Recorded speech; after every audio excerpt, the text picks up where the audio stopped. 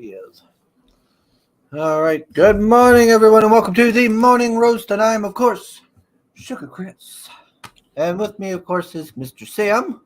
Good morning, everyone. And no one else.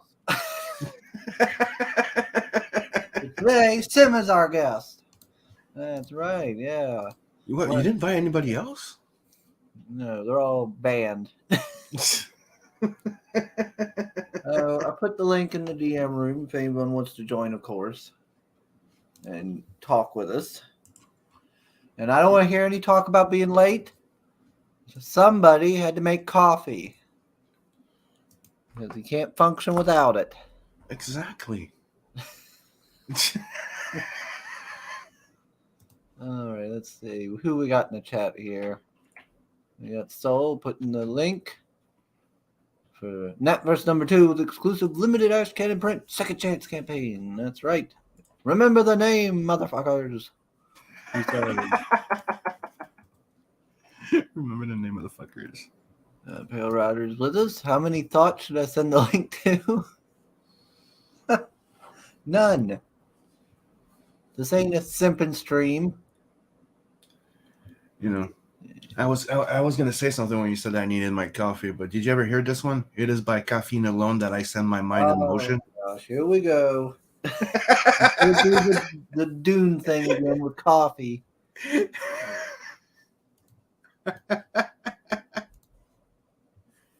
Every time coffee's mentioned, he makes his Dune remark. Well, a classic is a classic. See? There he goes about being late. Insomnia is a hell of a drug, Soul says. Ooh, we got some more backers during my sleep. All right, we're up to 250%. Nice. Oh, nice little even percentage. Let's see. Marinus. Dude, did you see that I made a big boo-boo last night? What'd you do? Like, I was checking everything, like, going over the campaign. The only thing I didn't check was that simple little perk that I did from the beginning. I'm like, I don't need to touch it. Everything's fine. And by mistake, I did not put the mini nat worldwide. It was just available in Canada for the show yesterday. Oh, that sucks. I found out after Bancroft, it was Ace that went Sim. Like, oh fuck. That's why, like, it was just fuck. Took me like 5 minutes to fix it, Cole Man. What's up, Cole? Hail.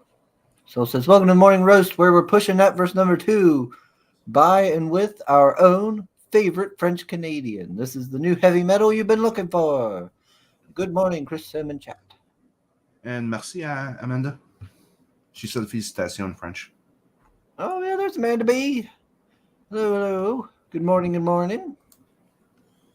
Coleman says, please, everyone, keep your peen in your pants. Yes. Fuck. Yes, dang on. And anything that has a urethra.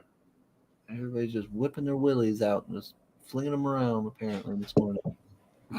Welcome back to another episode of How the Floppies Turn, starring Sim and Canal.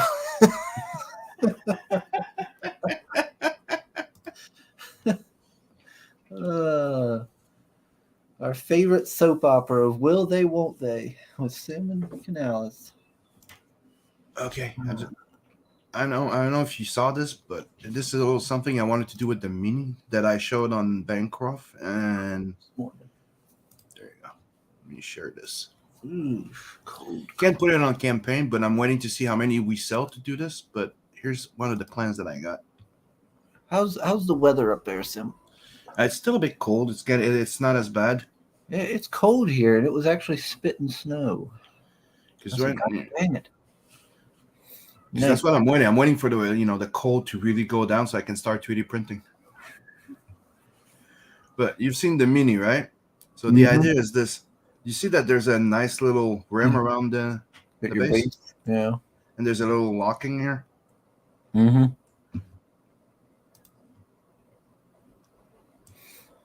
Oh, yeah. So okay. The idea would be to make a transparent bullet shell that would slide over it. And that would be something I would do for every little mini. Like a case. Yeah. and it would be transparent that you could just slide on it, click, so you can paint it, leave the window in front open, or you could leave the side open to see the figurine or something. Yeah. That would be like a little extra that I'm thinking of doing with transparent resin. But you can imagine I cannot put that on a campaign going, this is something I'm thinking of doing, unlockable if we sell enough. I'm like, here's a bullet. Yeah. Bullet. Sure, Sim. But printing this in 3D resin, transparent resin, I'll be fine. I just don't want to put that on a campaign. If you really love Natverse, you can have Nat inside you.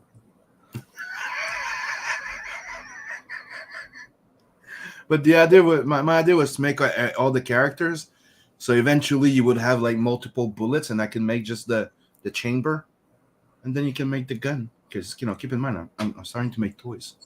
I'm actually starting to work on the first not fully articulated action figure right now. Yeah, so one of these days, people might be going up there to Canada to the strip clubs where they let you touch them.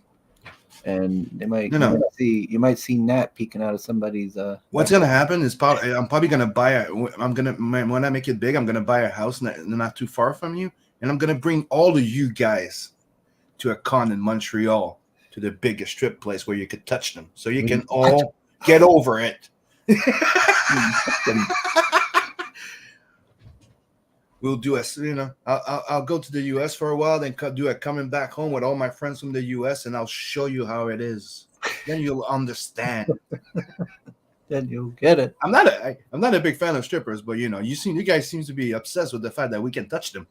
We got metal movies and brewskis. Ale. He did a stream last night. I got to tune into a little bit of it. He had Peter Smitty on with him. They were talking King Cryptids. That's pretty cool. Fanta did a little video to promote Tales from the Natverse yesterday. It was pretty cool. I seen that. Yeah, I seen that. I like her little quick overview of her campaign. Oh yeah. She should put them also as shorts, not just because she's actually making shorts on YouTube. But she should be able to make them as shorts. I think they would be very popular. Yeah. Let's see. Use the $10 dancer the beat. Yeah, I might have to reach out to Peter Smitty one of these days. Yeah, but we haven't had him on the show for a while. You did come, right? Yeah, you did. No, you never came. No, we've never. I'm sure we had him once. Nope, we've never had Smitty on. What'd you do to him? On? I don't know. I haven't tried to reach out to him. I think I've only tried to reach out like once, and I don't think he responded. I also tried again. Sim wants to do some live action Boobarama. Let's see. Yeah. El Gargoyle. Hello, sir. But we'll do a big con here in Montreal, and we'll all end up the party over there.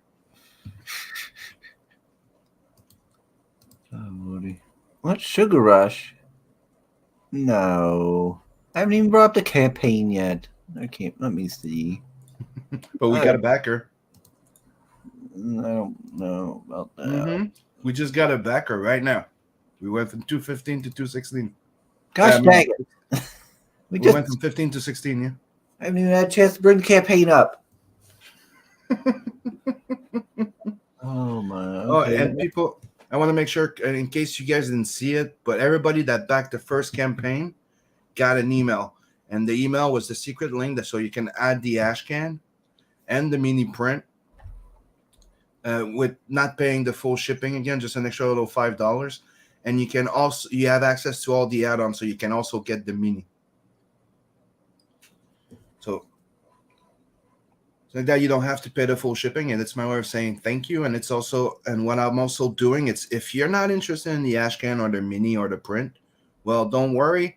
If we unlock some stretch goals, it's unlocked for all the backers of Tales from the Natverse too, so including the first ones. So you're getting everything if we unlock. Amanda B says she's working, but she's getting paid time and a half. Oh, she must have picked up some hours. Nice. Yeah, I used to love that when I was in security. I used to get paid $27.50 an hour. Good on you, Amanda B. Can't blame you there then to get picking up time and a half. That's nice. Mm-hmm. I'm not allowed to get time and a half no more. Oh no? They won't let me get overtime. Yeah, they don't like that. Yeah, they don't like overtime. Like, no, you don't get that. It's one of the things that when I worked in different places, because there's let's just saying like they had trouble with it, or sometimes they would want to keep it in the bank or something. So when you don't have work or you want to take some time off, but security though that was fun because they love it because it's technically what they run on. If that makes sense. They just want more hours. So, dude, I would do like overtime like crazy back then. Technically, I could work like 2 days a week and make a full time pay. He said he just wanted to say hi. I have to drive to work. Have an awesome weekend. Oh, you too, sir. No, thank you. Have a good one. Yeah. Thanks for hopping in and saying hello. Appreciate it. Power says spit and snow. What is that code for, Chris? It's code for there is snow outside. A little bit of snow outside. And so saying je suis là. Huh? Oh, Devil Flyer. Hello, sir. What's up? Hail. I need to get him on one day. And whenever he's got free time. But I am planning on so I'm going to do more morning roasts, probably not just Monday and Wednesday. That's cool. I'm going to open it up to like the rest of the week. Like I'll probably do every Monday and Wednesday, and then if I have anybody else wanting to pop on that week, I'll just do a stream for whatever day they're available. I think is what I'll do. Okay, because we could start doing them on Friday again morning. Because ever since we started doing the morning roast again, I stopped that little weekend thing. So we could start the Friday again if you want, or if you want, we could do Saturday, so we can have one during the week, two during the week, and one during the weekend.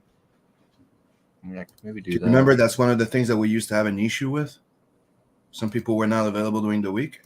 Yeah, maybe I could just do them on the weekends. We could do like the Saturday morning one, like we're doing today, or we could do a Sunday one. I'd be in for it. I don't know about doing it Sunday because. Thank you, Logan. Yeah, I don't know about doing it on Sunday because Sim and them, or not Sim, gosh dang it, Soul and them are talking about doing gaming on Sunday morning. Ooh, okay, I'm in. Yeah, so I want to do that. I want to play with Soul and them on Sundays. Logan just came in with some coffee from Tim Horton. He didn't even say hello. But no, he didn't want to interrupt, but he went to Tim Horton and brought me coffee. Did he bring some for the rest of the stream? No, nothing for the rest of the stream, but he could say hi. He's right there. Wow. Hello. What's up, everybody? Welcome to the stream. My name is Nobody because the stream is by Sim. Follow the campaign. Good job. Love you, Chris. You better. We'll come up to Kano. Yeah, that was Logan. Paris says a bullet butt plug. What degeneracy is this? That's what I thought, Pale Rider. That was fuck you. I worked real hard that it doesn't look like a dildo, okay? That thing looks like some degenerate's gonna put it in its butt. I even made it short enough that it's someone is going to be hiding it in their anus. Okay, dude, you can hide a freaking gerbil in your ass, okay? There's an actor that did it.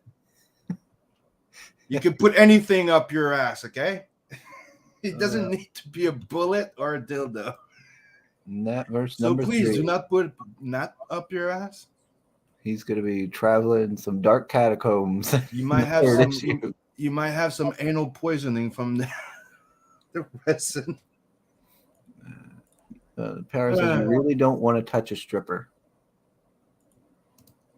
Coleman says $10 dances are the best. Mm-hmm. Okay, I'll take your word on it, Coleman. I don't know, never been to one. Elgargo says he prefers Mexican strip clubs. No, never been. what's with the Mexican strip clubs? Yeah, what's so special about them, El Gargo? Huh. I'm kind of curious. Is it the same thing as if you have a bag of white, you can pretty much have a very good night?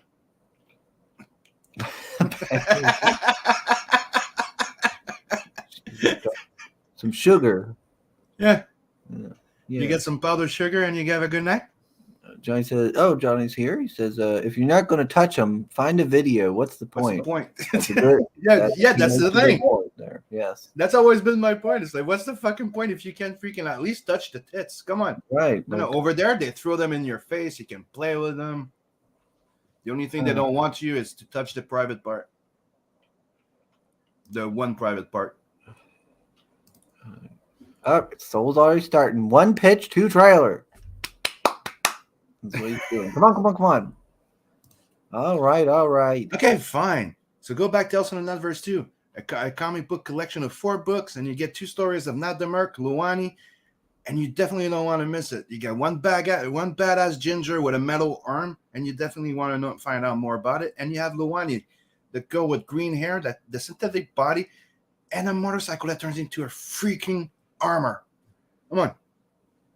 And trust me, when you find out more, especially what happens with that, with Nat ship and a whole bunch of other things, trust me, you're gonna enjoy yourself. Get on it. 116 pages. And the Ashcan is 20 page of the next story, and I'm already 12 page done. Since I'm already working on the next book, because all my work on the actual Natverse 2 book has been done. I'm just waiting for the editing's been done now. I sent the link to 3 people to go to do a final proofreading. The lettering is starting, and Beacon is working on Metal Valkyrie, and Scotsman's still working on Planet 69. The colors are coming out, and they're looking freaking awesome. And me, I'm working on the next book, which is going to be Not the Merc, Intergalactic Man of Action. Is that a good pitch? All right.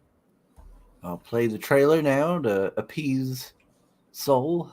Come on, he's the third co-host. We have to. I know. I got to make him happy. Mm-hmm. And then he won't show up if I don't. Hello, my name is Sim, and welcome to the Natverse.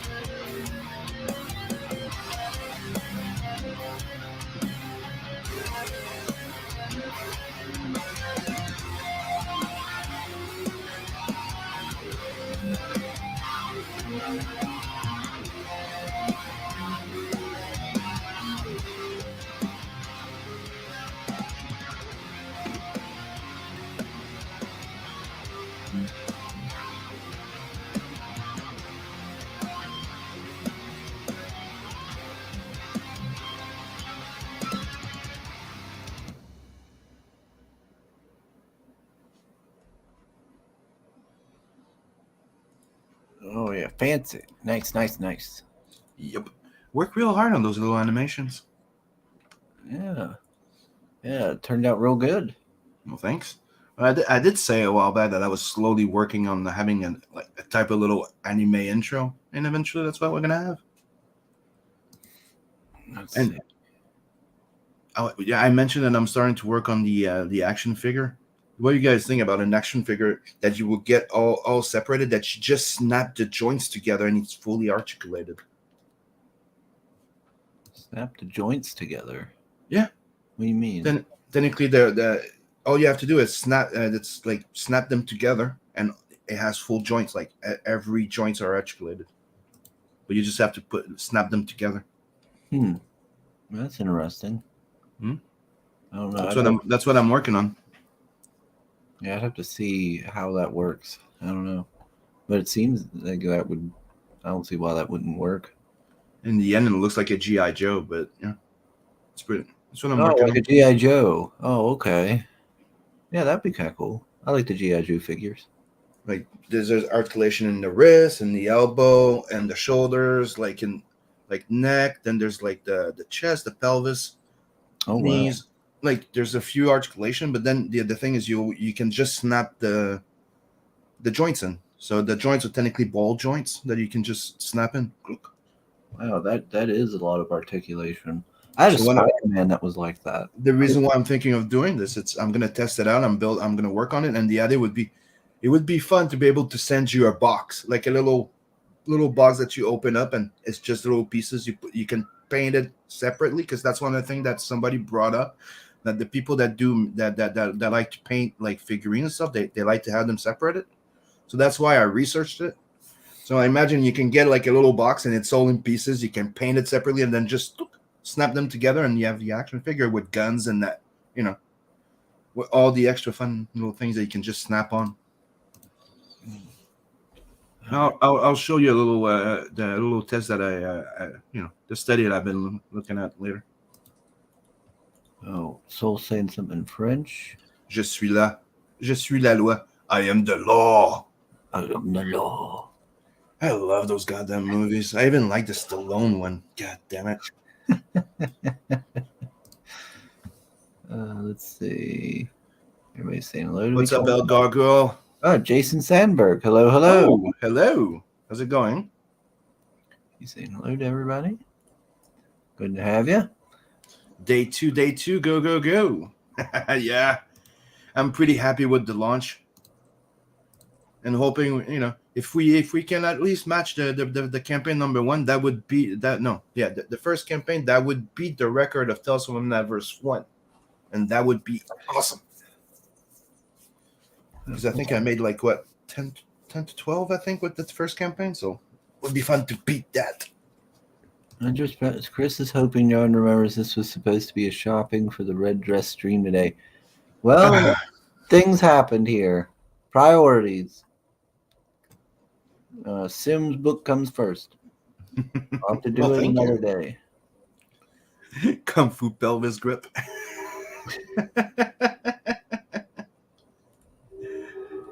No, it's just I'm doing. Come on, if you know what Nat is all about, I can't just go with the regular old fashioned, like, Ninja Turtle type of thing with just the arm going up and down. Like, it needs to be fully articulated so you can give it a cool pause. Come on, they're badass. And another thing that's gonna be happening that I'm gonna start working on, there's like multiple people that send me a message going, do the bike, do the bike, do the bike. So I'm gonna start working on the bike for the next campaign. Back now, we'll get Brad to cover the next book. I because of you, I stopped doing that. Soul says, Sammy sounds so much like a variant of you, it's almost scary. Yeah. Who sounds like a variant to me? Logan. You're Logan? Yeah. yeah. Dude, Chris will tell you, if you see him, he's my clone. Oh, yeah. And not starting to look the same. You can definitely see it's the sun. I'll never forget that stream when everybody thought I duplicated myself, remember? Yeah. I was drawing, my head was down, and Logan was playing on a video game. Everybody thought that I just left their stream to play a video game. Then they saw Matt walking by and sitting down next to him. Everybody's like, there's 2 of them? Then I put my head up. There's 2 of them now. We're multiplying. Sim just almost said just got 1 baguette. Accents are a bitch, and I know. I have 1 too, but that's not the table right now. Ouais, croissant baguette, huh? So what song does everyone want to hear? They don't want to hear a song, Power Rider. They don't want to hear a song. Come on. Yeah. Marina says, congrats, Sim, on funding the campaign. Well, thank you. I'll do like everybody. I got funded in less than 15 minutes. I did it in one of the DM groups. I was like, I got funded in less than 15 minutes. Marketing. The fastest funded campaign Uh-huh. or Funded in something. 15 minutes, asking for $5. Well, you don't have to. We can leave that part out. That's the quiet part, sorry. Paris says everyone's forgetting this book has the most awesomeness interior back cover. Oh, no, we don't forget. And it will be sweet. A whole lot of Pothier. Twisted Sisters, we're not going to take it. And just to entice people a bit more on the Ashcan, 20-page, limited edition, numbered, sign, and comes with a nice sketch on the interior back cover. That's going to be blank just for it. And it has its own exclusive little cover by Preston. Oh. And I'm printing just enough for the campaign too, just like the rest of the book, because this is the final Tales on the Netverse. After that, we're starting Not the Merc. So I'm printing just enough to fulfill and a few extra, and they're exclusive, and that's it. After that, we're starting Not the Merc and Lowani. I'm already working on the Not the Merc, and I've already started working on Daddy issue, which is going to be the Lowani book. And I'm not saying that I'm never reprinting the stories in the books. I'm never reprinting those books. Like I said before, that there's a story or two that I don't plan to read that they be reprinting in their full format anymore, which are in Tales on the Netverse 1. And right now there's 100 copies of Tales on the Netverse 1 available in there because we're running low.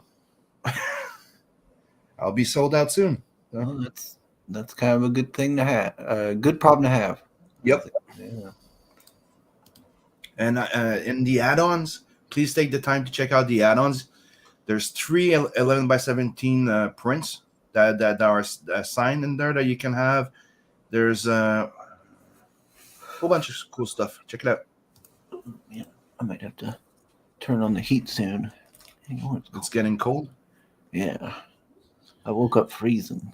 But today's pretty good because yesterday was not that cold. Right now it says it's -2 Celsius. So yeah, come on, look at that. 116 pages for only $35. You get 3, and you get those 3 limited art prints for $35. Yep, It's a lot of pages. And if you don't want anything with your book, I made a book only tier for $25. So that's, you don't get any extra anything. It's not signed. It's for the people that don't like them signed, don't like with the print. So that's why I did it that way. For $25, you get the book. That's it. But if you still want it signed, you can just send me something. It's not the end of the world, the signed part. Oh, we have Jimmy Reyes. What's up, Jimmy? Oh, hello, sir. I think he's got 4 days left. I need to get him on. And that swimsuit special print, the campaign's the only place to get it. I'm not printing a whole bunch of them. Like, as you know, usually when I do those small prints, I don't print more than 200. That's why I still have a few of the first campaign. Then I made them available. I made some of them available in the big, fully loaded on top. And we already sold the Rose, the Rose original art, the sexy Rose. You sold some original art. We sold one of them. I took one away for the moment. I took the Murder Doll away because I need to take a better picture because it looks like it didn't come out like crap. Because I draw with 2H. Do you understand? So even if I show it to you on cam, it won't come out as good. Look, let me just turn the cam on. Plug it in.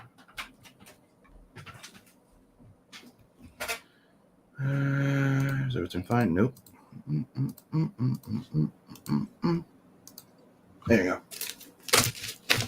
So, if you look at it, it does not come out like that on the campaign. The picture, and if I come closer, you're gonna see it better. It's 2H. It's very light, but still, Yeah, you have this one. I'm gonna put it back on soon. I just wanted to change the picture. What is? Then you have the Metal Valkyrie one. Oh man. You have the Light in the Dark that one. Still available in the campaign. Nice. You have this one.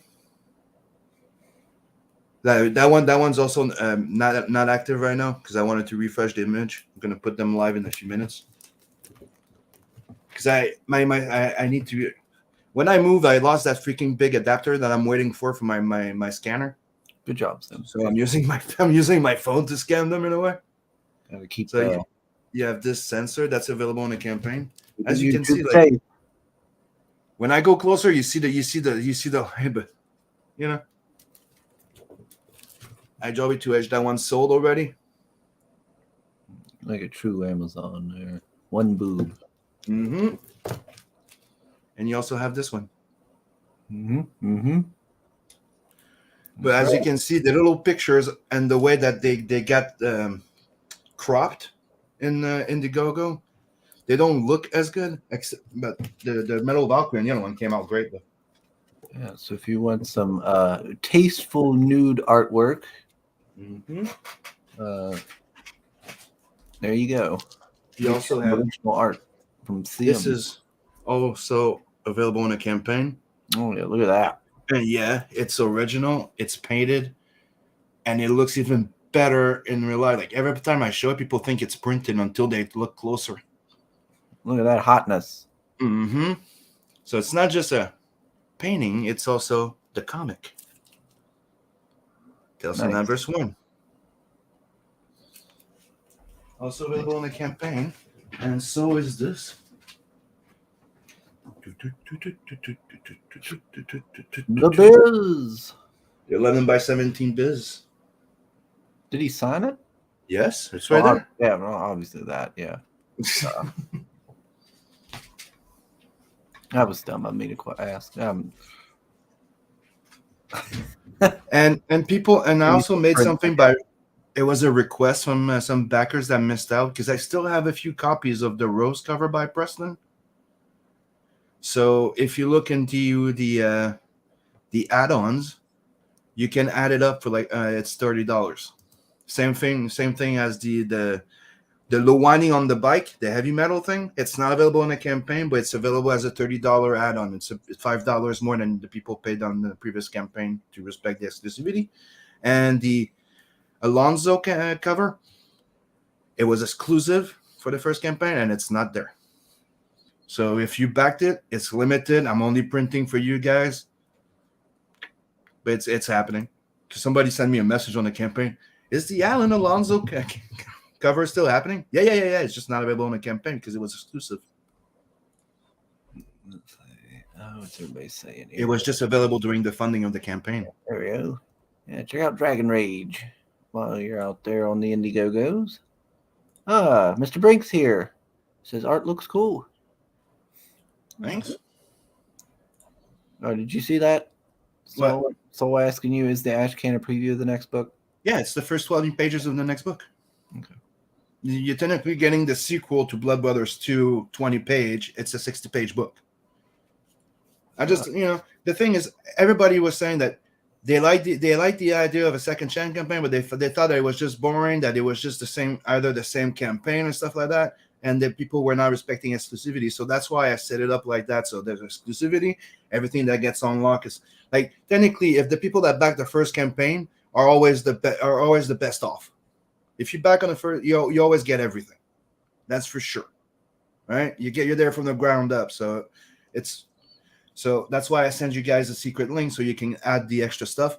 And people were saying that they want the second chance campaign to have something cool and new, and so that's what I did. And I hope, and from what I heard yesterday, everybody was pretty happy with the second chance campaign and what I did with the Ashcan and the mini Nat. Yeah. Because it's technically its own little campaign for the Ashcan, but it's also a second chance campaign. Instead of having built it as a second chance campaign, I decided to do, hey, I'm going to build it more around the Ashcan, right? And it's also a second chance campaign. We got Shadowhawk saying hail. What's Hail, up? hail. And Shadowhawk is one of the guys that was telling me that you should put original art. I'm like, you know what? I will. And there it is. Send Jimmy the link. Double shill stream. Well, yeah. I mean, if he wants to come on, he's welcome to. I don't know if he's available. Yeah, he can come on and talk if he wants. Shadowhawk says, "Damn, look at those beach babes." Oh, Gargoyle, of course, what me to sing. And I do have the pencils of that swimsuit special, but it's not on this campaign. It's going to be available. I'm keeping it for the next one. Soul says, "Sim, the swimsuit print kicks ass, but the beach volleyball crossover with Mavericks is still his favorite." But they did tell me I could use it. Maybe I'll ask Neff if it's still something, because he told me that he liked the idea of doing a cross platform. If I wanted to offer it to some of my backers, so I might reach out to him and maybe no, but you already got it. I mean, that's my idea. Is that everybody already got it, right? So. And I like to respect the exclusivity of his backers got it. Maybe I could do another one. Get it? Yeah. Gosh dang But it. Mom's making something over there on her side. I can smell it. And you're hungry? Yeah, it's making me want to go see what it is. Like, gosh dang it, Ma. Hashtag blame Ma. Oh, dang it, Mom. It's like, man, what is she making? What is that? I want to go know. I want to know what it is.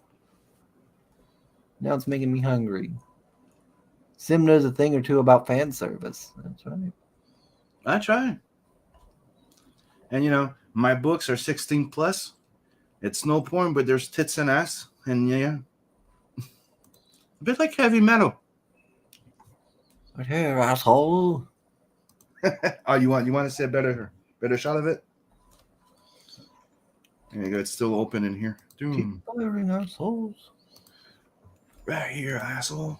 I thought that was a nice way of. He's waiting for them, and I'm like, hey, let's start the party. See, here's a better version of it. Can zoom in on them. I like the way the 2-finger salute. Hey, what's up?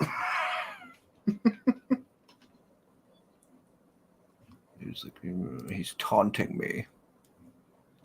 And then he comes in. Da, da, da. And yeah, that story you're gonna see the rivalry, and you're gonna see them fight. It's the conclusion of that little story. You're gonna find out a lot more about Nat as a kid, Zed, what happened before. It's a accumulation of everything. The next big Nat the Merc book is gonna technically be the moment where we put everything together. Like, if you remember, that's what I said. Like, it was all stories that were a bit like, not chronologically, but now at the next book is going to start. Everything's going to start coming together. Everything's going to make sense. Yeah, it already does, but yeah. Chris's mama is making. No, she's not making lunch for Red. Gosh dang it. Red ain't messing with my mama. So says Sim, I showed Natverse 1 to Dunkozifa. And the scene with the glowing alien chick, no spoilers, had him on the floor. Have a feeling I want one of my copies. Good thing I have one. But that's one of the things that everybody's telling me. Like, I don't know if you guys remember that story, but the thing is, when it first came out in Zidara 9, the editor over there was like, dude, take out those 2 pages. Nobody needs to know it. Just leave it in. All right. Okay. But every time that people would read it, they would come, Sim, what happened? What the hell happened? I'm like, well, do you want you want to know what really happened? This is what happened. There was an extra 2-page, and this happened.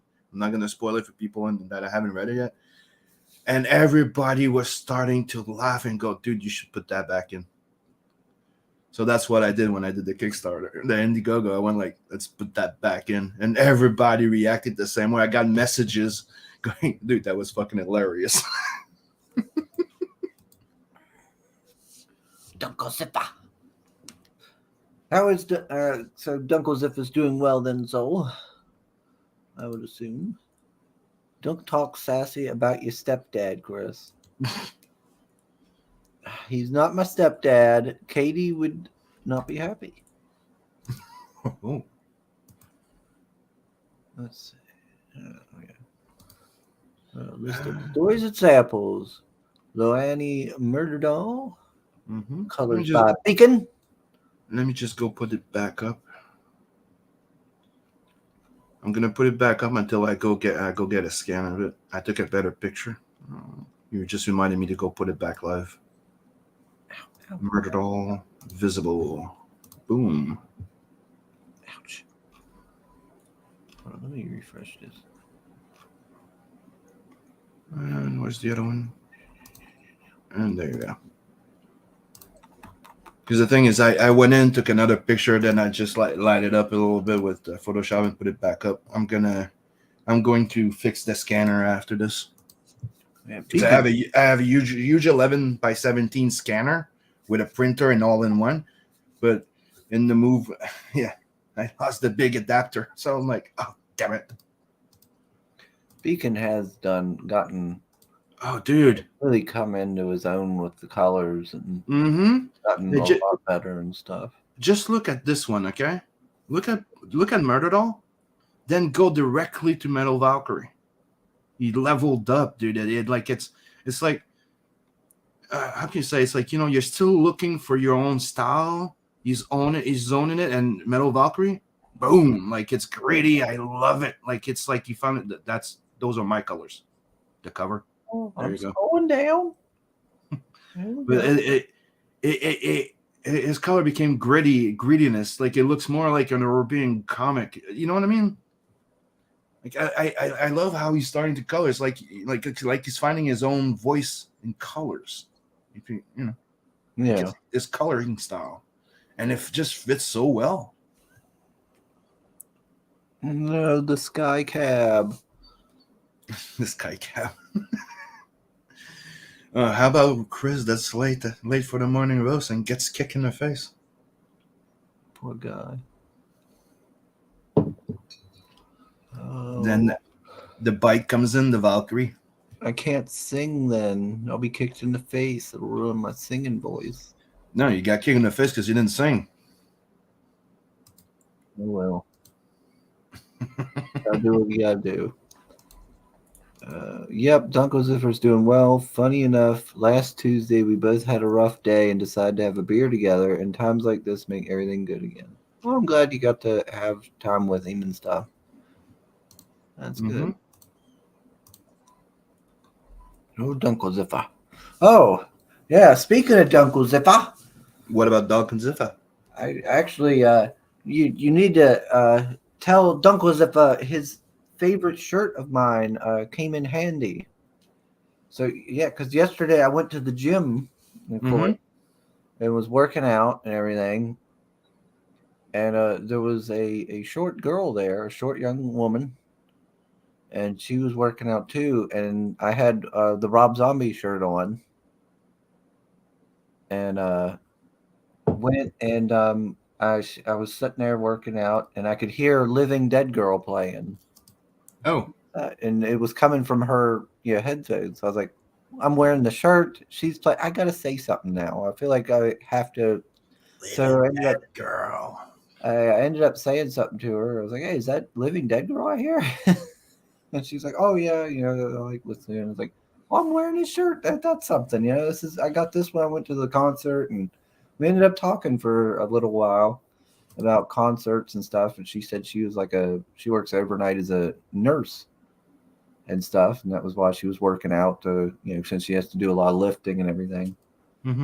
But we ended up having a nice little conversation, and I finished up what I was doing, and that was my last workout, so I told her it was nice getting to talk to her and headed out. So Dunkel Ziffer's favorite shirt of mine, helped me enable me to have a nice little conversation with one of the gym folks. So you used it to pick up a check. That's pretty cool. No. I'm probably too old for her, Sam. Come on. I'm probably an old man compared to her. Oh. So you were the creeper. Got it. I don't know. I don't know how old she is. I'm just making assumptions. I'm just kidding, because look at how quick, like, oh, she's too young for me. I don't know how old she is. Well, I don't know. You're I'm just assuming. Well, find out. Mm.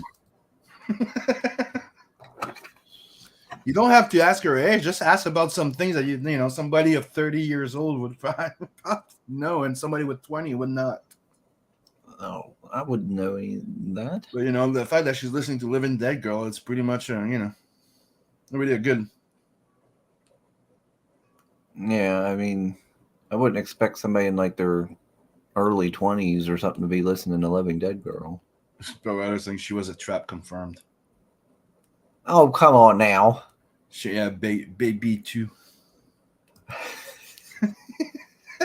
Hello, baby. Yeah. Hello, baby. No. Once I start getting invested in the conversations and start being like, she seems like a really nice a lady, that's like, yes, baby. I'm like, oh no, it was all along. Let's see. Yes. Leveling up with Netverse number 2 with exclusive limited Ash Cannon print second chance campaign. That's right. Song for Chris to sing, Living Dead Girl. Hey, give me a second. I'm just gonna go because he brought me a coffee, but it's black, so I'm gonna have to go put some sugar and milk in it.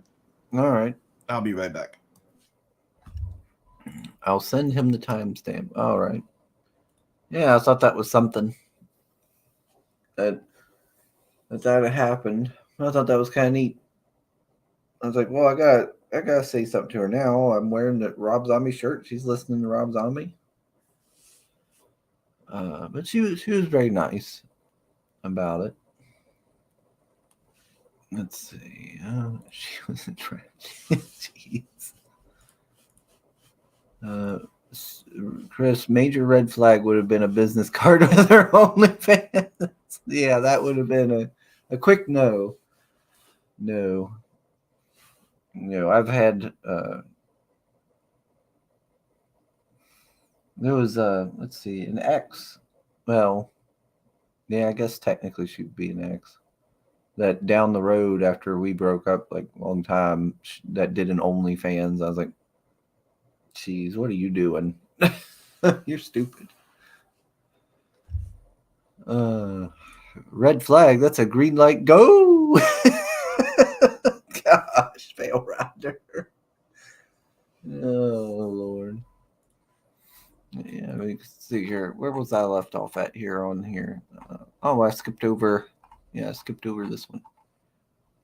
Nat the Merc, Planet 69. 40 pages plus cover. 36 pages plus color with plus cover. Gosh dang it, with colors by Scotsman. Black and white, all done. Colors in progress. Plus 4-page epilogue, colored by Sim. All done. Look at that.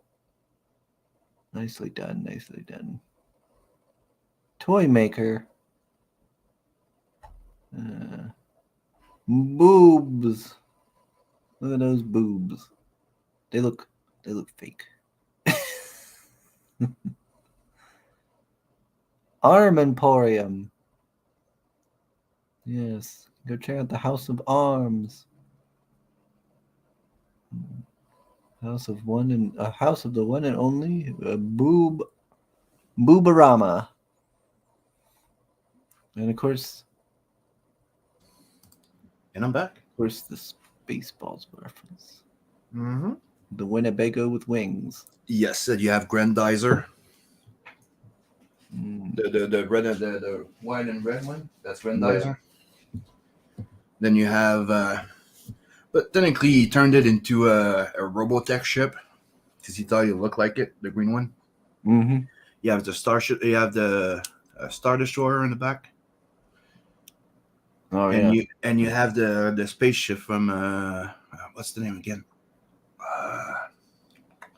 Hitchhiker Guide to the Galaxy. There on the right there in the, between the Winnebago and the Star Destroyer. I forgot the name of the ship, but yeah. I love. If you haven't seen Hitchhiker Guide to the Galaxy, watch it. I love that movie. And thank you for all the fish. Oh, man. So what did I miss? Red. Fan fiction. What? Oh, that ex had to do an OnlyFans to support her and your abandoned child. I don't have an abandoned child. The thing is that she had an OnlyFan page for hers. And yeah, of course, like I was saying on Bancroft, like another thing that I love that you could find there that influenced me was the Futurama series, and it's one of the things like you always have like how do you call it Easter eggs or something or cameos of other movies, and there's always jokes in the back. Like you watch Heavy Metal, the movie, it goes your access code is URFCK. And if you don't pay attention, it just said your code is you are fucked. Jokes like that, and that's what I like to do in my things. A bit like Futurama, like you always have those little jokes in the back, like a character that looks like something else. Yeah. That's why I like to put Garfield sometimes in some of the backgrounds. Alf. Some people are like, why do you do that? Because technically the inspiration for Zed was a mix of freaking Alf and Garfield. Yeah. That's how I came up with Zed. I just wanted to have a cool little alien friend, and I'm like, oh, let's mix my two favorites, Garfield and Alf.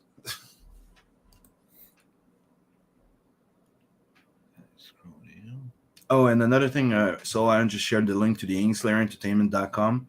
I made a little change. If you go into the window of InkSlayer right now, you can have the books and merch separated. But I put in a new something called art, and I'm going to be starting to put some original art for sale there now.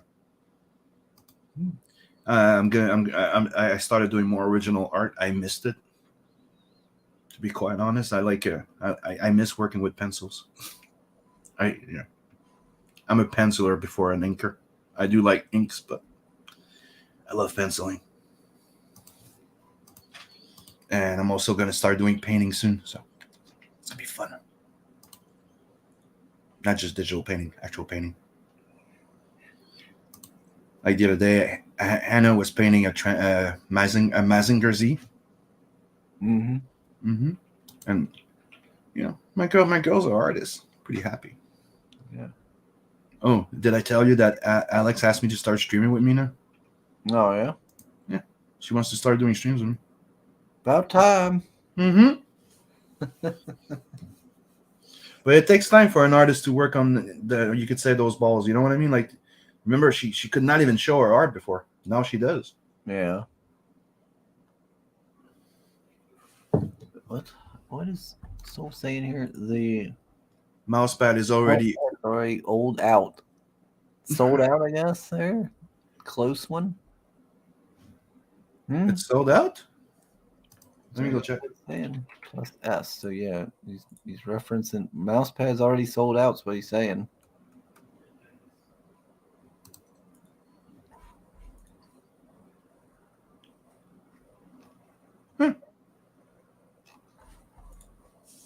Yep, seems like it is. Maybe because the inventory's out. Well, not the inventory, but I mean like the supply. I'll go check into it.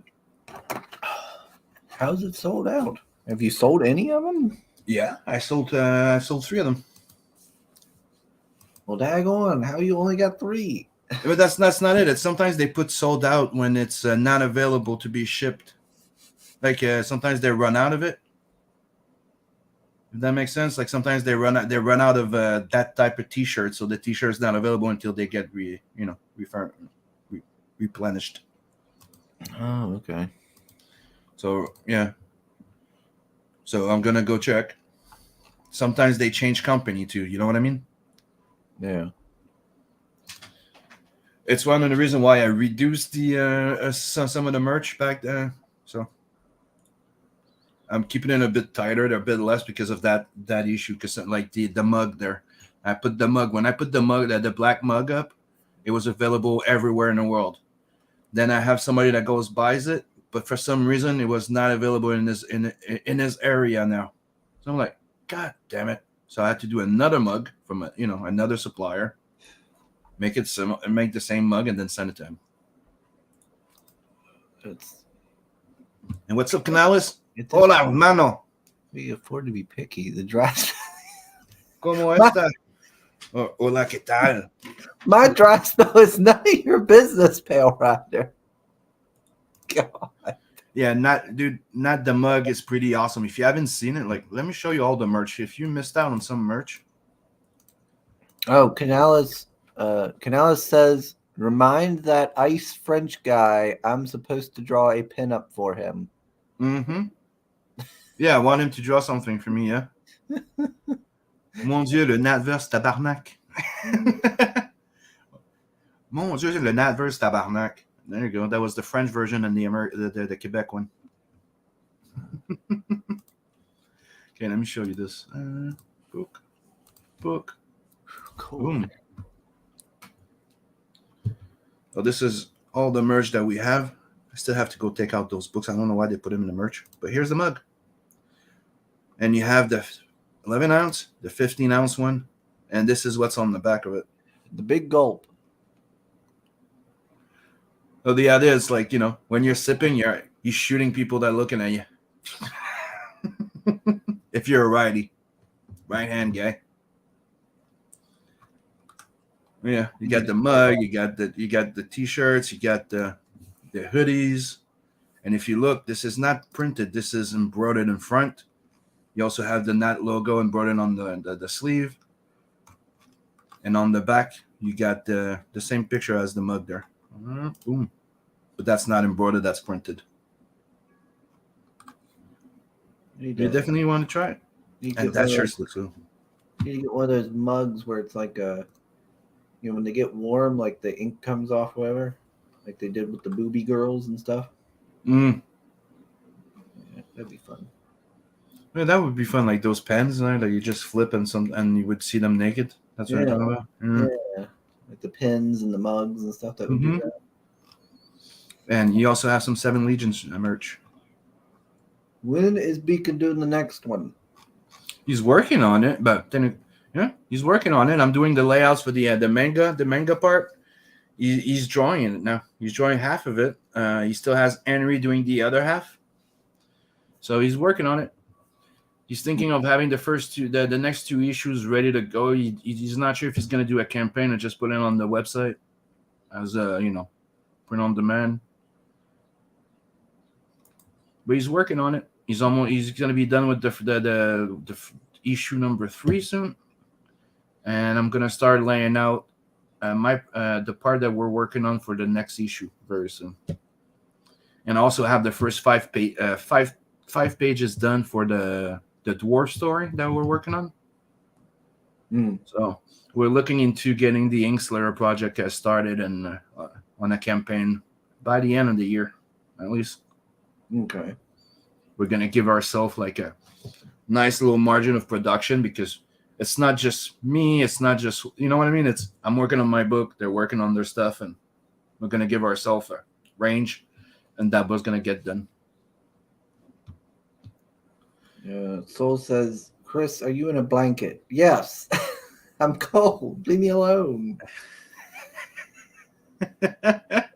Cold, and I'm hungry because I keep smelling whatever. Get some composure. This might be some. This might be home stuff with Sim and all, but you're still on the stream sleepy. Well, I didn't get What's any up, Pasquale? sleep this morning. I did not get any sleep this morning. I didn't get my nap before the stream, so leave me alone. I'm tired and hungry and cold. I'm tired. I'm hungry. I'm cold. I'm hot. I'm warm. Did you ever see that song? It was Adam versus Eve from the dude. I remember those were freaking great epic rap battles. Yeah, they were freaking awesome. One of my favorite one was I think it was the third one. The third one of the Star Wars thing. Oh yeah.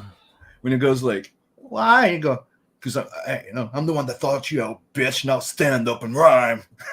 I only thought you out so I can beat your ass a second time. Dude, I fucking love that fucking thing.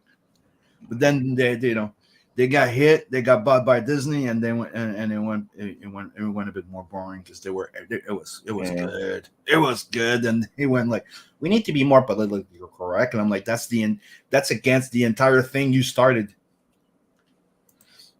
Like I remember, like the Goku versus Superman. You're just another Superman that won't be able to walk again, and you're like, oh fuck. Yeah, we got Pascali with us. What's up, Pasquale? We're just checking out. Let me bring it up here. Boom, boom. I swear it's like a sailor. I'm not that bad. We're just checking out Natverse number 2. Our very own Mr. Sim has launched it on Indiegogo. Yes. And we got funded, and we're just building up the hype so we can, catch up for the few months that I had to close the on-demand because, life events happens, and we were delayed for like 5 months, and I closed it because I wanted to be sure to have everything back on track. And when we were going to have everything on track and with a new set date, I was going to relaunch it. We're back. And how you doing, Canales? Hola. Hola. Hola. Yeah, I just noticed that you shared the link to StreamYards on the DM room because I'm that dumb, I guess. I'm a product of public education. Yeah, I that's need why time to realize things. that's why we made the DM room so we could put the link in there, and anyone who's kind of comes around a lot or is friendly and stuff, we can put it in there and they can join whenever they want. Mm-hmm. Oh, that makes sense. That makes sense.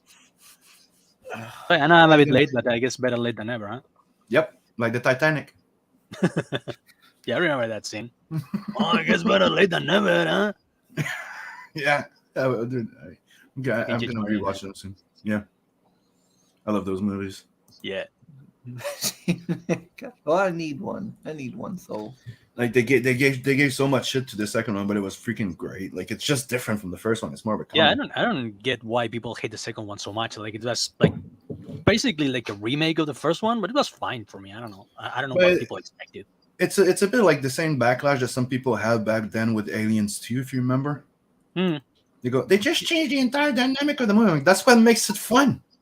Yeah, that's because I've seen it time and time again. Like people are really excited for the new movie. I think it's called Alien Romulus or something like that. And I'm like, what is it gonna be about? A bunch of kids on a spaceship and they get killed one by one by a xenomorph, and strong female character defeats the xenomorph again. At least the second one is different. It's gonna be like a war movie. It's gonna be like several. Yeah. Again, at least they It's like watching 40K. They just couldn't call them Space Marines. Yeah, basically, James Cameron ripped off Starship Troopers, the original novel, because that's what James Cameron does. He rips off stuff in style, Like, did you ever? Do you remember the movie Galaxy of Terror? Yes. Well, James Cameron worked on that, and that's after that he went to work on Alien. And if you remember, the same suit, the same backpack. Oh yeah, the backpack with like the flashlight incorporated. Yeah, I think that was his design, yeah, right? He took a few things. He was doing all the special effects there, so he took what he did from. Look how happy he is. From Galaxy. Canales is here. That's Sim's face when I'm around. Yeah, he's just so happy. I'm just a like this. Fuck you, Chris. Don't interrupt Sim when he's raving about James Cameron. For fuck's sake. How dare you? Galaxy of Terror. You took some scenes. Okay, I rewatched it last time, and it's one of the things you took scenes like the from it and brought it into Aliens. I heard that he was like not directing Galaxy of Terror, but he was like so influential on set. He made as well. He was the special effect guy. Yeah, he was like he actually worked on a shit ton of like B or low budget movies in the 80s. Yeah. Like he's in like Escape from New York. I remember watching Escape from New York when I was a kid, and there's like this James Cameron in the special effects department, and I remember as a kid thinking, oh look, that guy is like, his name is like James Cameron. That's funny. No, that's actually James Cameron, actually working his way up to like becoming a director eventually. Yeah, he's in. If I'm not mistaken, he's also worked on the what was it, Dark Star movie? The original Carpenter one with the. Yeah, it was Michael with O'Bannon and Carpenter. Well, I actually, James Cameron is a huge asshole but I really Yes. respect him as a director. He's really hardworking. I like all of his stuff. Maybe one day I will watch Avatar 2, if I'm really bored or like out of my mind or Same something. here. I don't know if I'm going to, but this freaking Alita I Battle actually, Angel. yeah, The yeah, Alita like, Battle really, Angel really with Robert Rodriguez was freaking good. yeah, it was. I think it's an acquired taste. Like I didn't like it at first. Like I thought, oh, this is like kind of corny.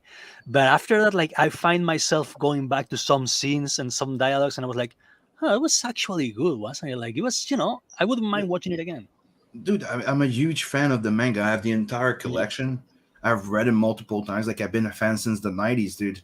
And when I went to watch it, it was like, you know, you hope that the feeling that you get when you go to see an adaptation, Yeah. that you're like, I hope I'm gonna get to see all the scenes from the goddamn story. And I'm like, okay. And then you get the junkyard. I'm like, oh. Even I Dave was really next to me. Was like, respected dude. the Then scene you in see which like I forgot his name. Like I thought the they were doctor. gonna leave that one out. Like when he's climbing through the cables Yeah, towards the Hugo. floating city. Yeah. Yeah, I remember that scene from the original anime. And Mhm. I remember it was like really rough, like oh, the kid's gonna die now, like it's really heavy. And Yeah.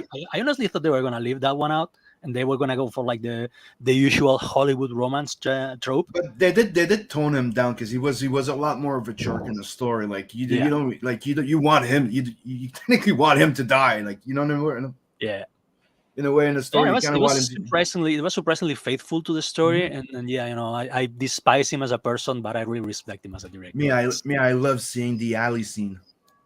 yeah, You know when he takes the hammer out, starts to go yeah, after the the robot. Oh, fucking dude! Then she comes in, and I'm like, dude, that's so like the manga. I'm like, that was freaking that awesome. was cool. And Like then it's yeah, they even like the that's bar. another thing. I was expecting them to turn the hammer into like this, like I don't know, like smaller, more practical contraption. Nah, fuck Nope. that. We're just gonna go with this like 6 feet tall hammer with like Rock jet jet back. jets on the backside. Like, fuck that. Yeah, awesome. And they picked the perfect actor to play him too. Mm. Dude, it was freaking awesome. And I Yeah, love I the really fact like that the they other one. that they integrated stuff from the second series with the Mars part. Because Mm. in the first series, like you don't know anything about the Mars part, that her body and stuff like that. So they kind of like took some from the other from the other series. And I like the fact that they really made sure that the rollerball was part of it. Mhm. Because that's one of the big complaints about the animes that the anime never got to the rollerball. But the only thing is the rollerball comes after you go. So are we talking about a American made adaptation of a manga that is actually superior to the anime adaptation? No, Okay. Just wanted to be clear. nope. No. The anime is the anime, dude. It's Right. exactly like the comic book. Because But the thing I is, remember having the watched the entire anime is in the movie. Mm. That's I that's remember what I watching it like when I about was it. like 14 or something like that, back during the manga explosion in the early 90s. Everybody was watching everything, like, Ninja Scroll and Dominion Tank Police and whatnot. Yeah, I barely remember anything about it. Appleseed was amazing. Yeah. But technically, the the only thing they cover is the Yugo story. You get Praska, the big cyborg motherfucker that fights her, and that's pretty much where it ends. You find out what happens to the girl that goes to the city on top, and that's it. But it's pretty goddamn good. It's technically 2 episodes. It was, technically a short anime. It was like in 2 45 parts. minutes, something like that, wasn't it? Yeah, 45 to 50 minutes. Yeah. Hey, Felix. They were hoping to be able to do more, and the next one was going to be the roller ball part and everything, but that didn't happen. I never. It's like, remember the movie Rollerball that we got a while back? Yeah, the That one was with, like, that was a big failure, and the director got pissed because he got screwed. Well, rumor is that it was supposed to be Rollerball, Huh. like in Alita, Right. but they turned it Well, into something that's else. 'cause it was directed by John McTiernan, who's the guy who directed the first Predator, and that's another guy who I really always Yeah. enjoy everything he does. He made a lot of freaking good movies, but he got Yeah. screwed over by the production, and he still to this day, like, he got in trouble, he got pissed, he went at war with him, he ended up in jail. Dude, I'm not fucking kidding. Like, he got pissed against the studio that he went at war with them, and now he's back. It's one of the many reasons why I don't want to work in movies anymore. Mhm. I guess I started wanting to work in comics when I was a kid. Then I went to college, and everybody was into movies, and I was like, okay, movies. Maybe maybe there's more money to be made there. Mm-hmm. And then I worked with a bunch of actual professional movie people, and I discovered how shitty they are. I was like, yeah, nah, fuck that. I'm going back to comics. Same here, dude. I have a bachelor's degree in in 3D animation for movies, and it's the exact same thing. As soon as you see the world, like I said in the thing, dude, in 2009, like Nat the Merc started by a freaking college project that it was like a independent movie project that we were putting together with the college, and we had like two producers that won awards, and linked to it was James Gunn. Oh shit, really? Mm-hmm. Wow. Yeah, so that's what that one of the things that me and my girlfriend back then we went to see freaking Guardian of the Galaxy later on, and the intro, the little intro is pretty much what we had in that. Huh. The part Yeah, where that's what I was gonna say, because this, like the rivers in Guardians of the Galaxy, actually remind me a lot of Nat, like the Mhm. clouds and the cyber and emblems that and all that. and that did come out before Guardian of the Galaxy the movie. Shit, you need to sue that motherfucker. I You need can't. I already checked into it. No, Get him. fucking James Gunn, dude. It's not just James Gunn, but yeah, Disney money too. And because where he was attached to the project, get it? Right. Yeah. Yeah, it's like I remember sending like spec scripts to producers and to like script pages. There's like pages on the Mhm. internet that will host your scripts for producers and movie people to see. Yeah, Uh, but that's what happened to me too. Like Ultraviolet was Yeah. something that I wrote called Eve. That was our a scriptwriter teacher got fired and sued by the entire university because he stole our scripts. Yeah. That's what I was gonna say. Like I don't send spec scripts to anyone anymore because they like Mhm. to just change a few things and then pretend like they came up with the idea, and you Yep. get like royally screwed over. Like they're fucking Mhm. weasels, man. Like one of my first experience with that world was when I before I went to university, college and university. I tried to go work at Eidos Montreal when they first opened. They were Mm. working on the first the return of Deus Ex. Dude, I showed up there. I'm like, dude, Cyberpunk, Deus Ex. I love Deus Ex. I'm like, hey, I want it. I'm there with my portfolio.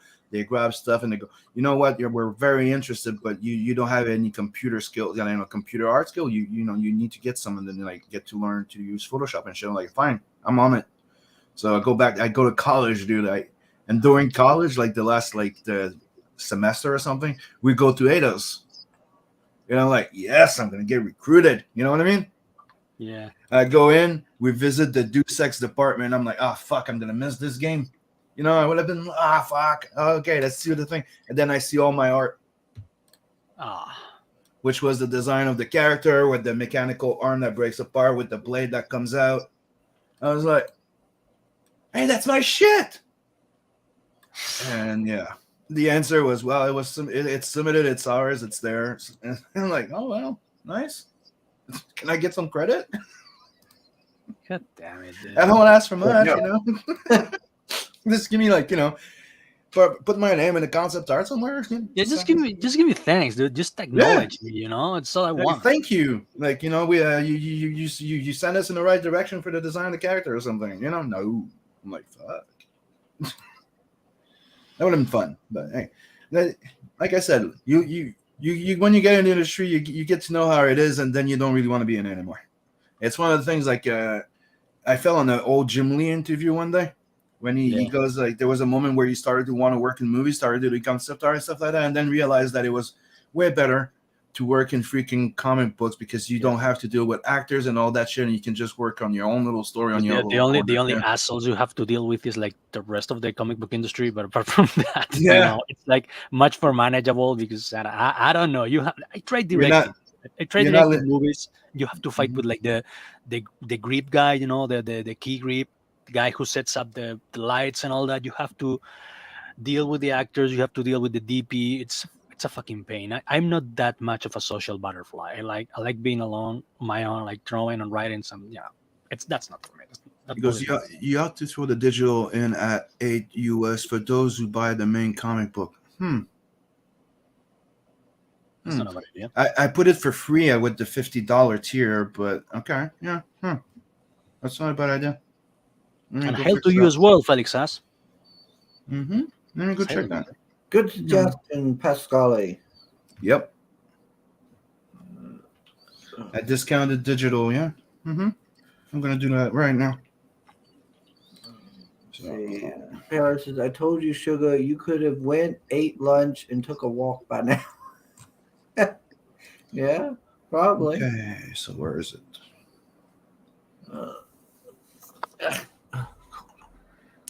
Cool. Let's see. What's everybody saying here? You can follow Canales till he gets banned again. It's gonna be any day now. We all know it. And you know what? I'm not gonna miss Twitter because it's bad for you. Nobody should be on Twitter. Oh, I think Twitter is the best one of all, though. I don't know. I get more interaction on Instagram for some reason. Like, Yeah, I like Instagram too. I just hate Facebook. Yeah, That's no, because- I'm out of Facebook. Facebook is for boomers anyway. How many selfies do you take with your shirt off on Instagram, Canales? All of them. Yep. See, that's why All of them. you got. Like I make sure that people, like my followers, see me shirtless at least once per day, so they won't forget. You post those, what they call them, thirst traps. Get them reeled in. Hey, if it works for those hosts on OnlyFans, it will work for me.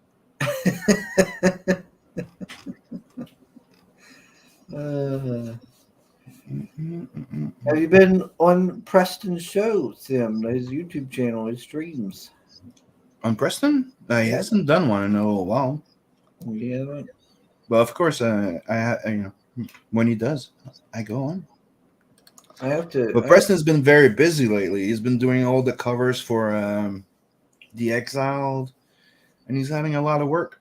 Yeah, he is a busy man. He is in demand. Mm-hmm. And for a good reason too. Well, yeah. He does good work. Preston is how I want to draw when I grow up. You know, I think he's younger than me, which is kind of depressing, but yeah. Then I will buy that combo. And then he puts like a smiley emoji thing. The $50 one. Yeah, the $50 one. The digital was caught. The digital come in for free with it. Now, does it have number one? What do you mean, number one as digital? Tales from the Natverse. It has 100 copies of Tales from the Natverse 1 available as add-on, and it has the Tales from the Natverse 1 digital copy for $15. I don't know if Pascalia has number one. You know. But yeah, it's available on the campaign. So No, I'm doing I'm doing the discount one for the Tales from the Natverse 2 for people that back only. So give me a sec.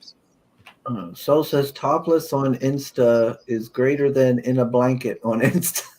Well, yeah. Obviously, people want to see. I'm sure there's a market for the second one too. Let's see. Okay. So I'm making this for the people that back the physical book only. So it's going to be $10 for the digital.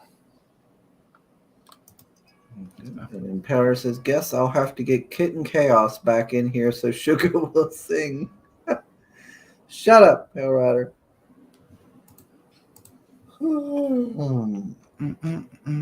Sleep. Okay, so the tier's done, the add-on, so I'm going to go add it to the rest.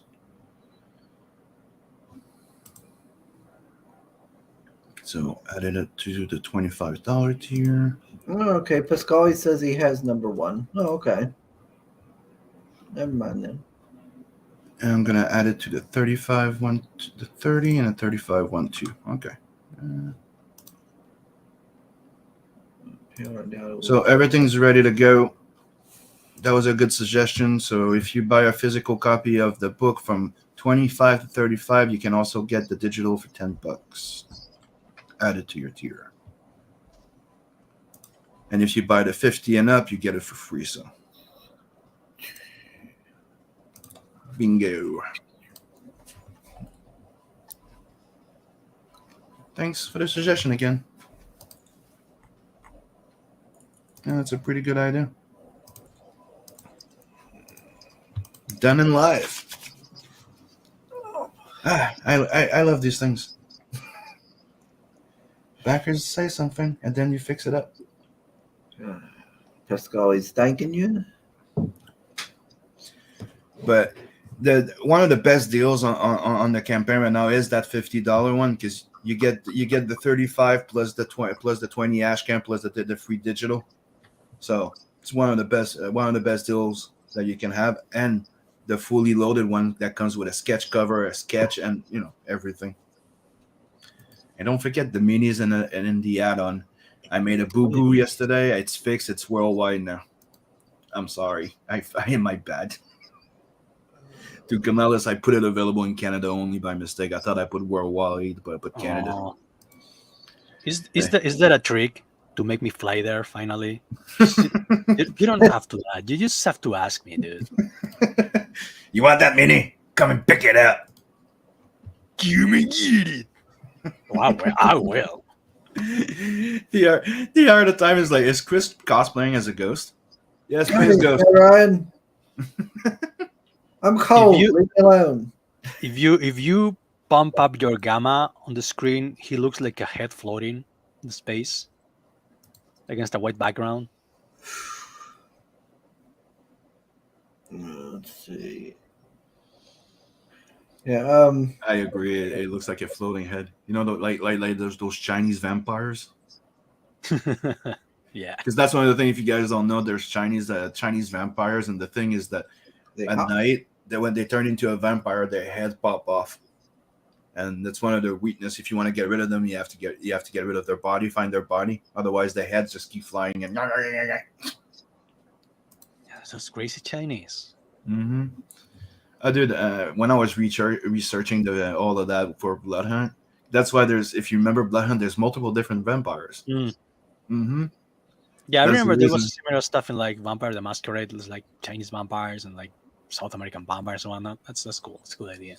That's one of the things when I released Bloodhunt, everybody was like, Did you ever check Vampire the Masquerade? I don't even know what the fuck that is. And then I started checking into it. Like Dave was my bro was telling me about it. And then somebody it looks like a Bruja or Bruja or something. What the hell is this? I Google it. Yeah, Bruja. And I'm like, what the fuck is this? I'm like, I Google it, goes Vampire the Masquerade. I'm like, okay. Started reading. It's like a vampire. I'm like, yep. Yeah. That's pretty much it. Yeah, vampire. He's another vampire. I think it's just a clear case of great minds thinking alike, But you get influenced by the same thing. It's like right now, Dave was when he started reading the first Natverse stuff, he was like, "Hey, that reminds me of Warhammer 40k," and he starts telling me about Warhammer 40k, and then I researched Warhammer 40k because I knew of it, but I'd never, read anything about it. But I was interested by the visual. You know what I mean? Mm-hmm. And then I realized that even they say it. They're influenced by Warhammer, that they're influenced by 2000 AD heavy metal and all that stuff. Absolutely. There's a ton of there's a ton of yacht dread and aliens in Warhammer 40k. Like the Space Marines are basically yachts, like space yachts. Yeah. So dude, when I said like, okay, that's why. It's the same thing with the Vampire the Masquerade. I'm inspired. Dude, I grew up reading Anne Rice. The Stoker shit, all those old movies, and obviously I'm influenced by the same shit. I'm about the same age as they are. Yeah, the Adeptus Arbites are basically judges. Yeah, you see that, and they're basically like the cops. Yeah, they're Judge Dredd. Yeah, the cops and I did the same thing. If you look at the Federation, the police, especially in Metal Valkyrie, they have a little Dreddish type of look. Because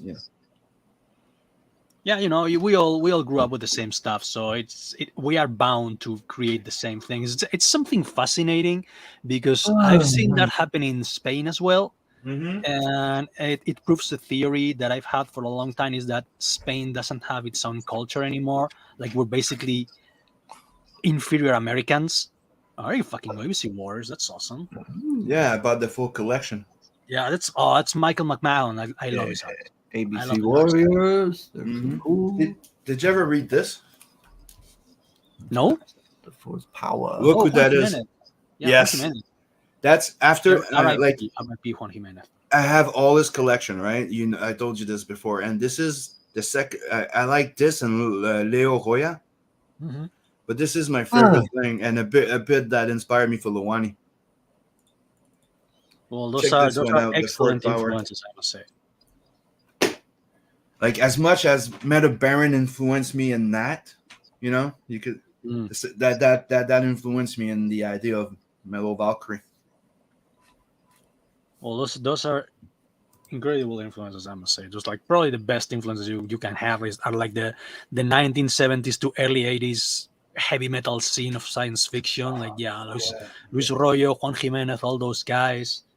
And then fucking 2000 AD, 1990s, 2000 AD is great. Probably the finest comics ever made. Oh, Mutante, yeah, that's a classic. That's a classic. Can you highlight my screen for a second, Chris?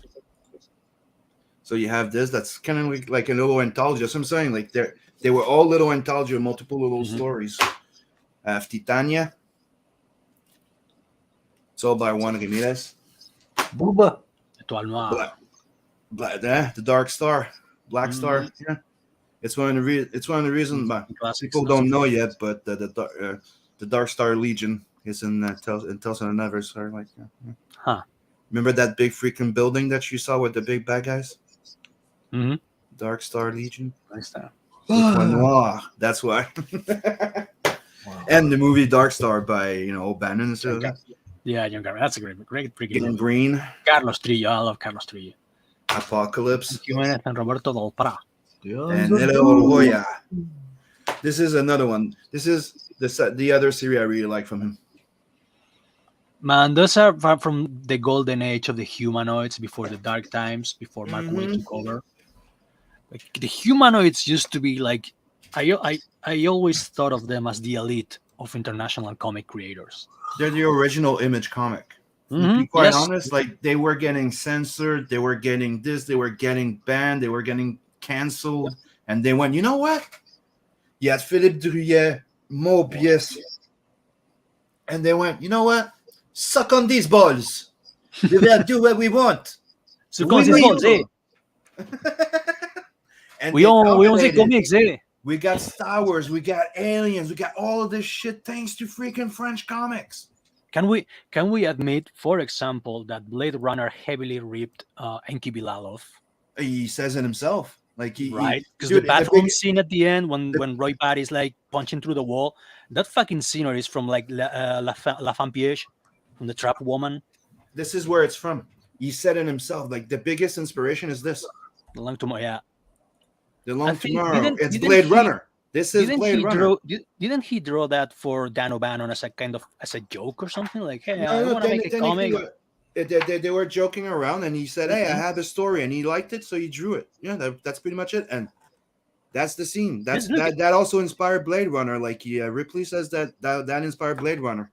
Like so they basically made a comic during the makeoff of Alien, and the director just said, "Oh, that comic that you make was really cool. I'm gonna make a movie out of it. Like the next movie, I'm gonna be like quite like the Fifth Element is technically." The Fifth Element is technically the ankle, and John. They just inverted the role. John the Fool becomes the taxi driver. Yeah, and the Lilu becomes the kid. Mm-hmm. Yeah, that's true. Yeah. I always thought it was like based on Harry Kenyon from the Heavy Metal movie. That's another thing. Yeah. They also said that was part of the inspiration, and everybody gets pissed about it. But yeah. But Mézières, the thing is, Luc Besson was smart. He hired Mobius and Mézières, the two people that he ripped off to work on this thing. So after that, he had to leave. That's how he dodged them suing him. They all sued him. Mobius, everybody, Jodorowsky even sued him. Huh. But he got away because he hired Mobius for the storyboard and Mézières for the concept arts. Well, that's smart thinking. If you he's another like Cameron Tyler. I love his movie. Yeah. The guy made great movies, but he's a fucking asshole. Even didn't he like marry a 15-year-old, something like that? Fucking weird shit. Yeah, but it's legal in France. Well, there you go. French. I think they moved it to 16. I think so. They could or 13 over. They're trying to move it to 13, but I think they moved it to 15, 16. I think it's fucking gross. Well, that's Europe for you. For You know, if you can't go into a fucking bar and drink or buy cigarettes or stuff like that, well, you know, you shouldn't be dating a mature man. well, they've been trying to do that. And for that a goes while, like, both ways. Fucking Madonna. Yep. Well, Madonna's, I think she's hanging out with some 20-something-year-old boxer from New York City. She just broke up with her 23-year-old boyfriend. That's one of the things I think it's funny. It's like, oh, look at those guys. Look at those guys. I'm like, dude, bitches, you've been doing that. Like, everybody knows that if you want to make it in Hollywood, you're going to have to either suck a dick or eat a grass. Eat all grass. Often both. Yeah. Marv wants to know where I'm from. Marv in the comment section. I'm Spanish. It's not about the color of your skin or what you have between your legs. It's about how much money you have that people will want to suck it. Actually, yes. This is why nobody wants to bang me, because I'm a poor artist from a shithole country. Yeah, even if you're charming, you know, and good looking. I'm beautiful and charming. And then you see those fat ugly guys that have money and they have supermodels. We got Hex with us. What's up, Hex? We got Marvy that just joined in. There, I'm your backer number 20. You sold me on the $50 deal. Hell yeah! It is one of the best like low cost deal because you get the book, you get to choose your cover. By the way, you get the ashcan, and you get the prints, and you get a good deal. Technically, you get $5 off. So plus the digital copy, which I thought was pretty good. And don't forget, you have the Nat Mini that's limited to 100 in there too. And if we sell enough, I'm making it transparent bullet case. Did you see that one, Alice? The Nat Mini? The Nat Mini? Oh, yeah, I saw that on, I think it was on Instagram. Yeah. Okay, yeah, but you didn't see that I made a little bullet case that goes over it. I did not, and I totally want to see it now. There you go. It's right there. Can you share my screen? Nope. Okay, fine. He doesn't want to.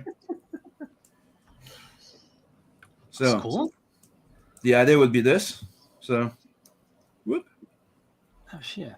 So it would fit in the slider right there with a little lock, but little lock it just snaps in, and you would have the bullet case, and that would be transparent, so you can paint it metal and leave that little window open, or if you want, you could paint half of it and leave half of it open so you can see the figurine. And then you insert it into your rectum. Dude, you can do whatever you fucking want with it. Take your pleasures as you want. As long as you pay for it. Don't ruin this for me and Canales now. I was thinking about putting stuff in my ass as well. Come on. But I really like the idea, but you understand that I cannot put this on an Indiegogo going, oh, if we sell a whole bunch, and I'm going to make this casing of a bullet. Nope. So it's not on the campaign. You can call it a suppository. Dude, Vaughn put something called the terror vial, and he got a strike. So I'm not gonna try the fucking bullet shit. I keep saying that somebody at some point needs to come up with like a completely apolitical crowdfunding site. Well, you got, but you see, who's working on that one. One of the ideas I want to do with those bullet minis is I'm gonna do every character, so we end up with 6 bullets, and I'll make the charger, so you can insert them in. Oh, it's cool. Like a magazine? Yeah, like the Nats Guns magazine. Oh, that's cool. And after that, maybe I'd do the gun. You get my drift? But the idea is you could store your 6 your 6 characters in the bullet chart. Yeah. That's cool. Yeah, you make the gun. I would totally pay for a massive gun online. Right? Say, Marv. But the best way I can do it and ship it to you guys without getting in trouble would be to make it in parts. Marv is from Portugal, hermano. Portugal is cool. Hola, ¿qué tal? I know how to say obrigado, which is thank you. It is where they say hola, ¿qué tal, right? Yeah, hola, ¿qué tal is Spanish. Is Spanish? Okay, sorry, Portuguese is I don't remember it now. I know how to say obrigado and presunto, which is ham. Presunto sandwich. There you go. That's the 2 things I know how to speak in. I posted Natverse 1 on my Twitter back in January 28th. Oh, you've been around for that long. Thanks, bro. Really appreciate your support and everybody in the chat. Thank you, guys. You guys are making our dream come true, and it's freaking awesome. You can put your weed in there. Yes, Among other things.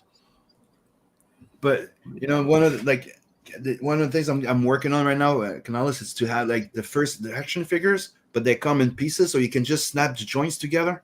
Mm-hmm. So it's going to be fully articulated, like a GI Joe. That's like those Bandai model kits, Yeah. Batman, and yeah.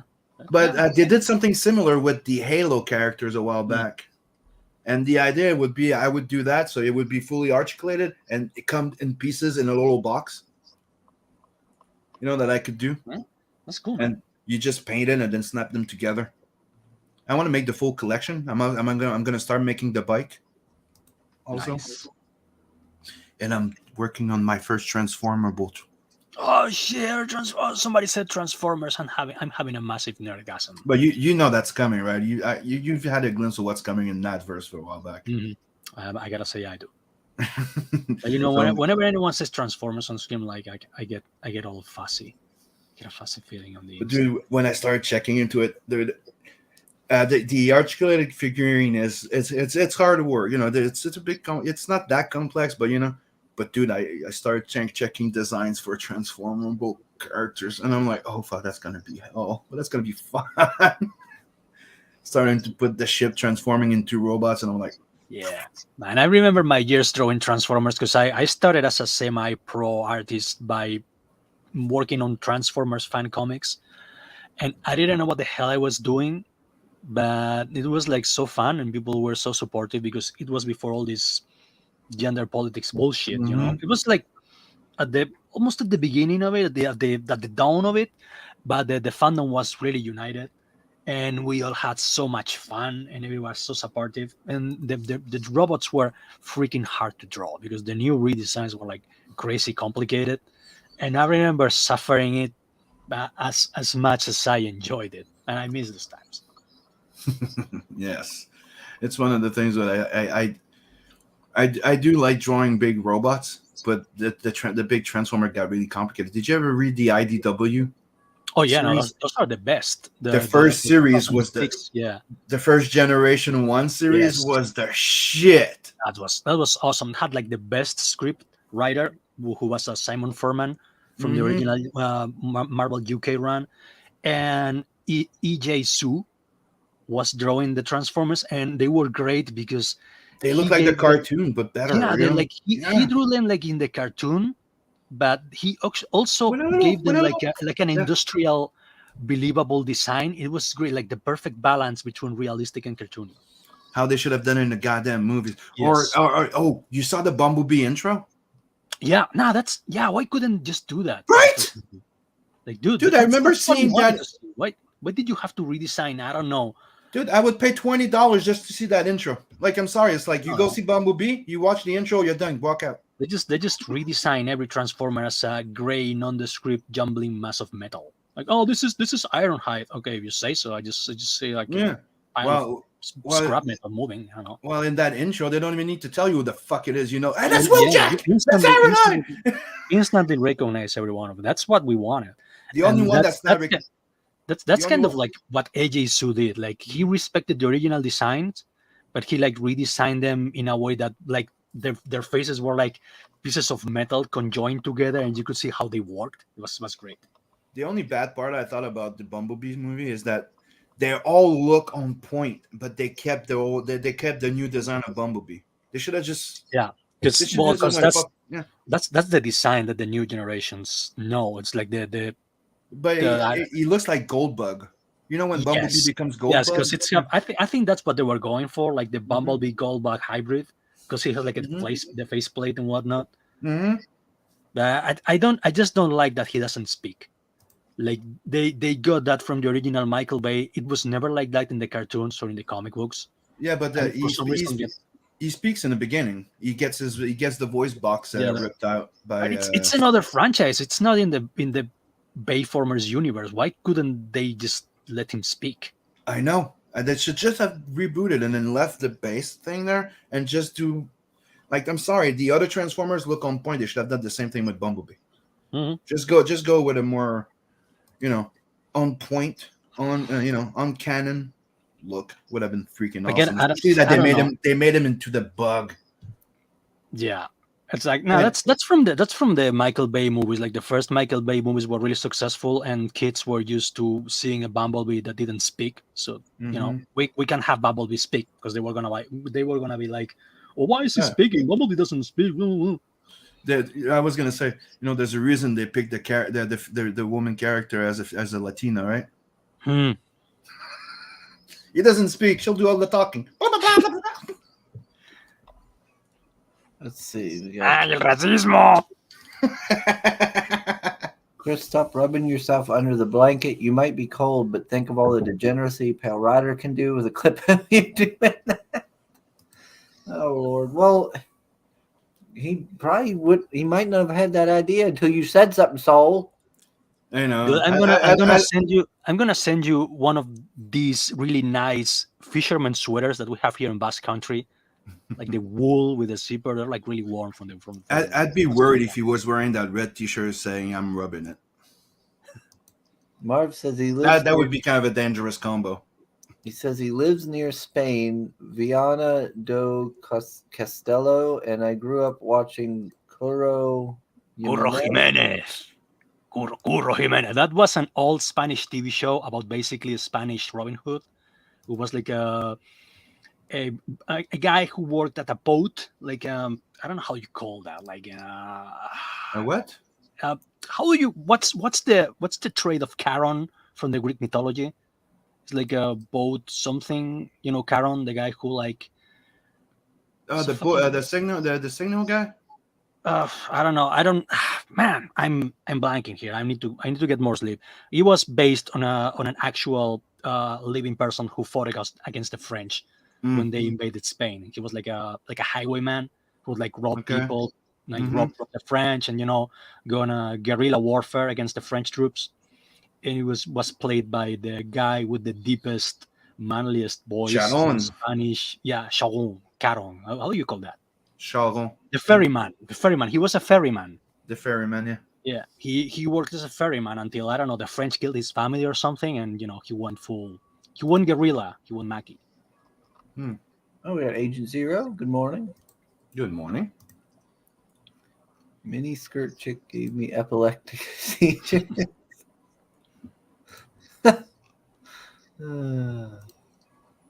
Let's see. Chris is shopping. No, I'm not. I'm not shopping. He goes, I love the first movie, but when they made Optimus Prime so damn grim in the second, I was done. Optimus Prime was a freaking killing machine, dude. He just killed everything in sight. Mm-hmm. Oh, dude, my favorite Transformer movie will still always be the animated one. Yes. As much as it made me fucking like have emotional damage when I was 10 years old and watching that. Like, I remember going to the movie. We were tough in the You 80s. you go watch fucking Transformers the movie. They put you strawberry shortcake and another fucking Care Bear short story before the movie. You're in all this little happy joy mood, and then it goes the first 15 minutes of the movie, Transformers. they And then kill you're like, the everyone you song love. fucking amazing. You're like, yes, and then you see all your favorite characters getting killed. You're like, oh shit! It's like And they like just Optimus kill- goes they- in, kicks fucking ass. You're like, yes, and then dies. You're like, it's like they were trying to give us a life lesson as kids. It's everybody Yes. you love is going to die. you got attached to this. Now we're gonna kill it, and you have to watch. Watch how Megatron just shoots one of them in the face. Yes. I He mean, just it's puts Ironhide. His arm cannon to Ironhide's face and just laughs and blows his head off. Holy shit! Who wrote this? Yes, it's like, wow. Oh, we just wanted to cancel all those toys and make new ones. Yeah, it's like, nah, This we bunch of wanna- savages. Yeah, But we still want to to create this like day, a new that's- generation of toys, and like we wanna cast like actual actors for the voices of the movie characters. So we're just gonna kill all the old ones. But you have to Fuck you, admit, fuck you if you know- have any problem with that. as much as it hit when the first time you watched it, after that scene is so fucking iconic. Like The when he animation is just great. goes like, Like, Megatron the has animation to of be the stopped first no matter sequence the is cost. amazing. It gives shivers down your spine. Like, the guy's the guy's going full Ronin. He's going like, I might die here, but I'm going all out. I'm going out in a blaze of fucking glory. And I'm like, shit. That's why if you live in the if you were born in the 80s, Optimus Mhm. Prime was your Jesus Christ. Because he died for your organic sins. What I liked about it is the fact that it shows how the guy is so badass. He could be so powerful. Like he could be just like go fuck everything, right? And just go bananas. But he tries to keep cool. He tries to be the leader and shit like that. Mhm. But when he had enough, you see him and he takes them down, dude, one after the other. You're like, I think holy that's what they were shit. going for. I think that's Yeah. what they were going for in the Michael Bay movies, but they made him look like a fucking unstoppable killing machine. Mhm. So I don't know if it worked for them. But dude, when he makes his way to Megatron, he just down Ah, almost that's every great. yeah. That's a great scene. It's like really bittersweet for a kid and a Transformers fan. Like Mhm. they all die, but they go out in a blaze of glory. So hey, Tonight one of us God's face. falls. Yeah, you're like, oh shit! Like Megatron, one of us dies tonight. No, you're like, oh fuck! Oh, you He know went what? full You know what's samurai. worse than that though? You know what's worse? Mhm. GI Joe, the GI Joe movie, Mm-hmm. which has like straight up David Cronenberg body horror in it. Yep. They grab what's his name, Cobra Commander, and they expose him to some fucking spores in this Or like then he turns into a snake. yeah Yeah. in this horrible mutant island, like techno-organic mutant island, and he like slowly and painfully transforms into a giant snake, and Yeah, he you just might. slithers away. He's in Wasserman. You know, That's do you remember Nemesis Enforcer? yes, yeah, the He guy was with so with the metal. badass. There was what were these guys smoking? this is like some straight up. It's like Videodrome. That It's was like that, G.I. that Joe was the meets mo- Videodrome, dude. that was the time where a lot of people were on coke and going to do opium. Yes. Like They I were can totally going- believe these guys were like out of their mind on coke and whatnot and crack. Dude, I'm just gonna write a kid's cartoon by high on crack and cocaine. No, it's a sim, but it had a happy end. You got the touch. Rodimus is not bad. He's not a bad Prime. He's not Optimus, but in the movie it worked for me, dude. I love Rodimus Prime. Like I'm one of those guys that I love what they did with him. He's the hothead. It's why he's called Hot Rod. He's the hothead. He's he's the got an arc. powerful leader. He's the guy that just needs to find his way. He's so cocky. He's so And He has an actual arc. He goes from like a hothead young robot to a wise older leader. and and you That's see him interesting. learn lessons from Cub. Goes through the shit. He helps Cub sacrifice. Learns about sacrifice and not just being about himself and being cool. And then after that, he ends up being one of the coolest guy that could step up to fucking Optimus Prime. Now in the series, after that, they just make him doubt himself. They kind of cocked him a little bit. But no, Rodimus Prime is the shit. Like, there's a reason why I got two Transformers. I got the Michael Bay one, but I got this. I got my That's sexy. That's sexy. the Masterpiece one, which is I love it, and it's a gift from Nat. He bought that for me, and me I got myself this because I love Rodimus Prime. Nice. I like your taste in designs too. Like those are like generations or which one is that? This one is Earthrise, and the designs that they did, Earthrise, the dude, it's sick. Yeah, it's great. Like if you open the chest here, Oh you shit! even have the Matrix in it. It's got the Matrix case in there. Oh, look at that shit. Yeah, you open the chest and it has the case. Yeah, like the Earthrise, it cost me $100, but it was totally fucking. Yeah, I don't want it, dude. That's great. And the fun part about the Earthrise is both. He's Hot Rod and Rodimus Prime. You can transform the car, and then you can snap the car through the thing. So you can be Hot Rod and. That's cool. Oh, yeah. Yeah, it is Rodimus. Listen, just to make sure. There it is. Kingdom Cybertron. Hold on. Let me pull out the box. Still has the box right here. It's not Earthrise. I made a mistake. Kingdom War of Cybertron. That's cool. So that's you're the kind of guy who doesn't throw away the boxes either. Yeah, no. Because I never throw away the boxes because I like them too much. see? I always stash them somewhere. Yeah. So you can make him into Hot Rod or Rodimus Prime. And I just thought it was so cool, so I jumped on it. Yeah, it is. It's really cool. Man. and the model is awesome. How much is that? $100? It was 100 plus Canadian. Yeah, I can believe that. Probably like 75, $80 Canadian US. It's still above my pay rate. Like, oof. Like I But can buy Transformers for like around $20, something like that. that was our Christmas gift, and the Optimus Prime, that was not my youngest boy that bought it for me, since he knows I'm a huge Optimus Prime. You're parenting right. Congratulations, you're doing it right.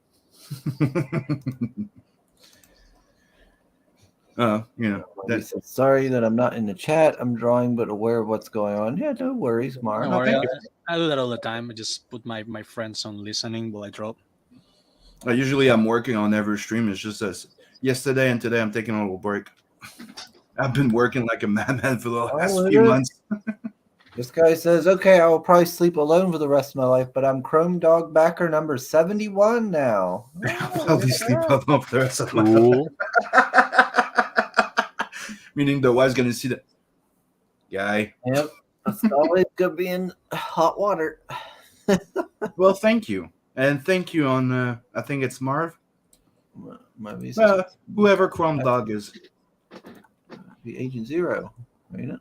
Agent Zero, thank you. I'm just trying to remember the names, and sometimes I'd rather shut up than make a mistake. Yeah, exactly. You're unstoppable, right? Helping out a lot of indie creators and getting yourself some nice books and swag. That's right. Mm-hmm. And don't forget, people, when you back people, and especially if you're self-employed and stuff like that, or you can put that in your taxes. It's tax deductible. It's donations. Which is one of the fun part why people do the crowdfunding thing, because they don't have to put everything as multiple cells. It's just one, and one big one. And the reason why I like Indiegogo so much is when you do taxes, it has everything. And Kickstarter doesn't have the entire thing discounted, like how much you pay the taxes, how much you got in there.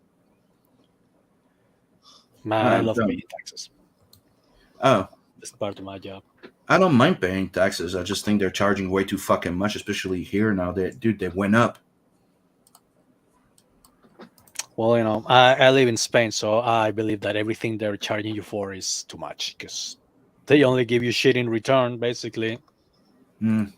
Everything sucks here. I don't know why taxes are so high. If the service you are getting in return is crap. Yeah. I don't understand why the West is trying to be more like Europe now. I don't know why. It's well, because it's this is like this is oligarchical. Like every decision made by politicians is done unilaterally. Everything gets decided in Brussels. They don't consult with anyone ever. Like they decided, for example, that by 2035 we need to get rid of fossil fuel power cars and switch to electrical power cars without asking anyone. It's just a decision that they made. And they decided that every city should be a 15-minute city. That shit like that. It's like you should not work more. You should not be working on more than 50 minutes from your house. Everything should be accessible 50 minutes from your house. So you should stay in your house all the time, except when you have to go out. All right, what the fuck? Well, that's what they're trying to do with basically the US, and well, I think Canada is also like that now. But are you surprised? Like the more we're going, they're encouraging people to be more like freaking children, act like children. Look at fucking Seth Rogen in Hollywood right now. They're all freaking like kindergarten people. Well, isn't it how it is? It's been like that for like years now. They're like, never grow up, keep enjoying the same shit that you enjoyed when you were a kid. And I realize this is ironic with me. I just talked about how much I like Transformers, and I've been liking Transformers for 40 years now. But I think it's pretty clear that they want to keep you in a state of arrested development. Like keep watching superhero movies, keep reading comics, keep watching cartoons for your entire life. Never grow up, never be an adult. We will be your daddies. We will take care of you. Yeah, but that's the difference. It's the comics and the movies that we used to watch used to teach you about responsibility and going fuck up. And I don't anymore. They just teach you to be entitled cunts.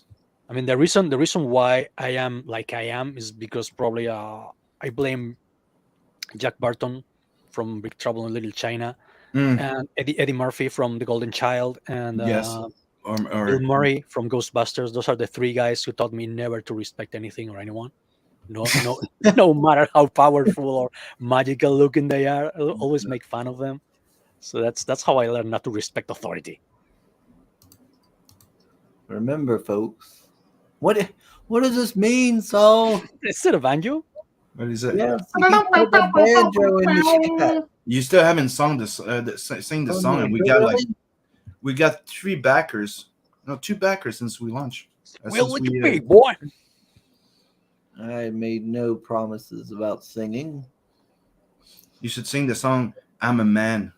I'm the man. You ever sing that song? Canales, did you see the Big Hit? The movie The Big Hit? I may with, have. with Mark Wahlberg and his friends, they're hitmen, and there's yeah, the with, big Lou black guy, Diamond the Phillips. big black guy that's like he always had pussy until he discovered Yeah. masturbation, Yeah. I actually like that movie. and he's like, "Fuck the girls now." I confess, I really like that movie, and I will watch it every time it's on. Yeah, but Danny DeVito worked on it too, and it's fucking good. Like, I'm sorry, it's fucking good. Like, I the think guy's wasn't it stuck like between his written by Jewish yeah, his future Jewish, wife like, and his yeah. his black entitled girlfriend, Oh, that movie's and he's based. just a nice guy, but he's also a killer. But he's so nice. Yeah, he likes like this perfect suburban life with like his Mhm. yeah. Well, Yeah, remember yeah. the song that is "I'm the man, I'm the man, I'm the man, I'm the man." That's the Oh one yeah. I was trying to get Chris to the sing. man and the man. Yeah. Oh With the wow, there hula was an hoop. underrated movie. There was an I love that underrated movie. Yeah. and I think it was written by the same guy who wrote Dragon Ball Evolution. So make of that what you will. Is it? I think it is. I don't know. Maybe Hold on, let me go mistaken, but I think it's Ben Ramsey, No, the screenwriter. I don't know. director was Kirk Wong, Ben Ramsey. Yeah, screenplay Ben by Ben Ramsey. Ramsey. Yep. So there you go. The guy who wrote Dragon Ball Evolution actually wrote a movie that I enjoy, probably Yeah. for all the wrong reasons, but I still enjoy it. But it's pretty fun. It is pretty goddamn good. It is. It's like, oh, dude, it's like the one with the videotape. He has to return the videotape to the video store, Yeah, and or the video store clerk keeps harassing him on the phone, yeah, like insulting him and shit. yes, it's fucking amazing. Here's your fucking tape. Oh, you know, it's Oh, kind yeah, of I like need to that. rewatch it. It's I it's saw not it. it's not rewinded. You're like, Fuck you. Yeah. but that reminds me of the movies like Hit Them Up. No, Shoot Them Up. Shoot them up. Yeah. Payback. Yeah, You it's know? like in the same vein of like almost semi-auto parody movies. Like I think this was almost like a parody of the Quentin Tarantino movies that were like popular at the time. Like I remember Payback. One of my favorite scenes in Payback. It's when they go like, dude, we'll give you the $25,000. He goes, it's not 25,000, it's 7,500. $7,000. It's it's 7,500. He goes, dude, my freaking suitcase worth more than that, dude. It's a question of principle. That's all I'm like, I love it. I fucking love it. Fucking Porter, dude. Yeah.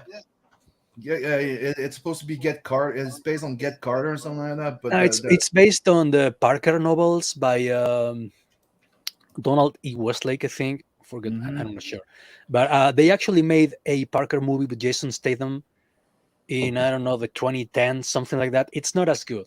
It's not as good because I love the staff, but just Mel Gibson is great as Porter / Parker in that movie. But I to me, just, it's to me, so much charisma. Statham already had that type of movie for him going. Remember Transporter? Transporter's the shit. Yeah, it's basically the same archetypal character, which is like this hard ass professional that always plays by the rules, and Yes. and if you don't They cross get in him, his you're good, car. but if you cross him, he'll fuck you up. You guys are 4? You were supposed to be 3. Come on, leave. Nope. Yeah, The car, I balanced the car to be for it's 3 too- people. The it's- way it's that too the way heavy, the it's 3 not gonna people fly. in this, the car were too heavy. We're not gonna get away. And they shoot the motherfucker. Shoot him out. Okay, fine. Let's go. yeah, that's the kind of character Parker is in the novels. Yep. And that's why I love Transporter. The third one is a bit, yeah. They go a bit like the car work, like driving on 2 buildings. Like Yeah. they pushed it a bit too much, but Transporter was the shit. It was pretty. The second goddamn- one is the one set in Miami, right? I think so. Yeah. Yeah, the second one is the one that I actually liked. I like. Did you ever watch the Taxi movies? Oh yeah, of course. Like we're They're- really big fans of French comedies and thrillers here at Check and Alice. We really like Taxi's the shit. it. I But really dude, like wait. I really like the music. Like it's Uh, composed by these like French rappers. French mhm. hip hop is the best hip hop around. Change my mind. I like the fact when the guy comes in and goes, "Come on, I'm in a hurry. You get a bonus if you get me this on time. I'm gonna miss my plane." And all you see it's some. Oh yeah, really? Okay. Press on the button. You see the car changing. Actually, got a car that changed into a Wow. fucking plane. Yeah, it's a fucking It's crazy, plane. dude. Nah, French That, movies that are that great. Like reminded me of Spy Hunter. Remember Spy Hunter? yes, You would drive the it's car like in the game, the and then you would game. see the wings coming off. Yeah, yeah, yeah. Yeah. Like, dude, French movies are like how American movies are supposed to be.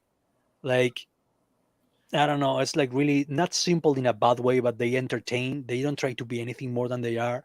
Mm-hmm. And they're like 90 minutes. I don't know what happened to American movies, but they're like 3 days long now.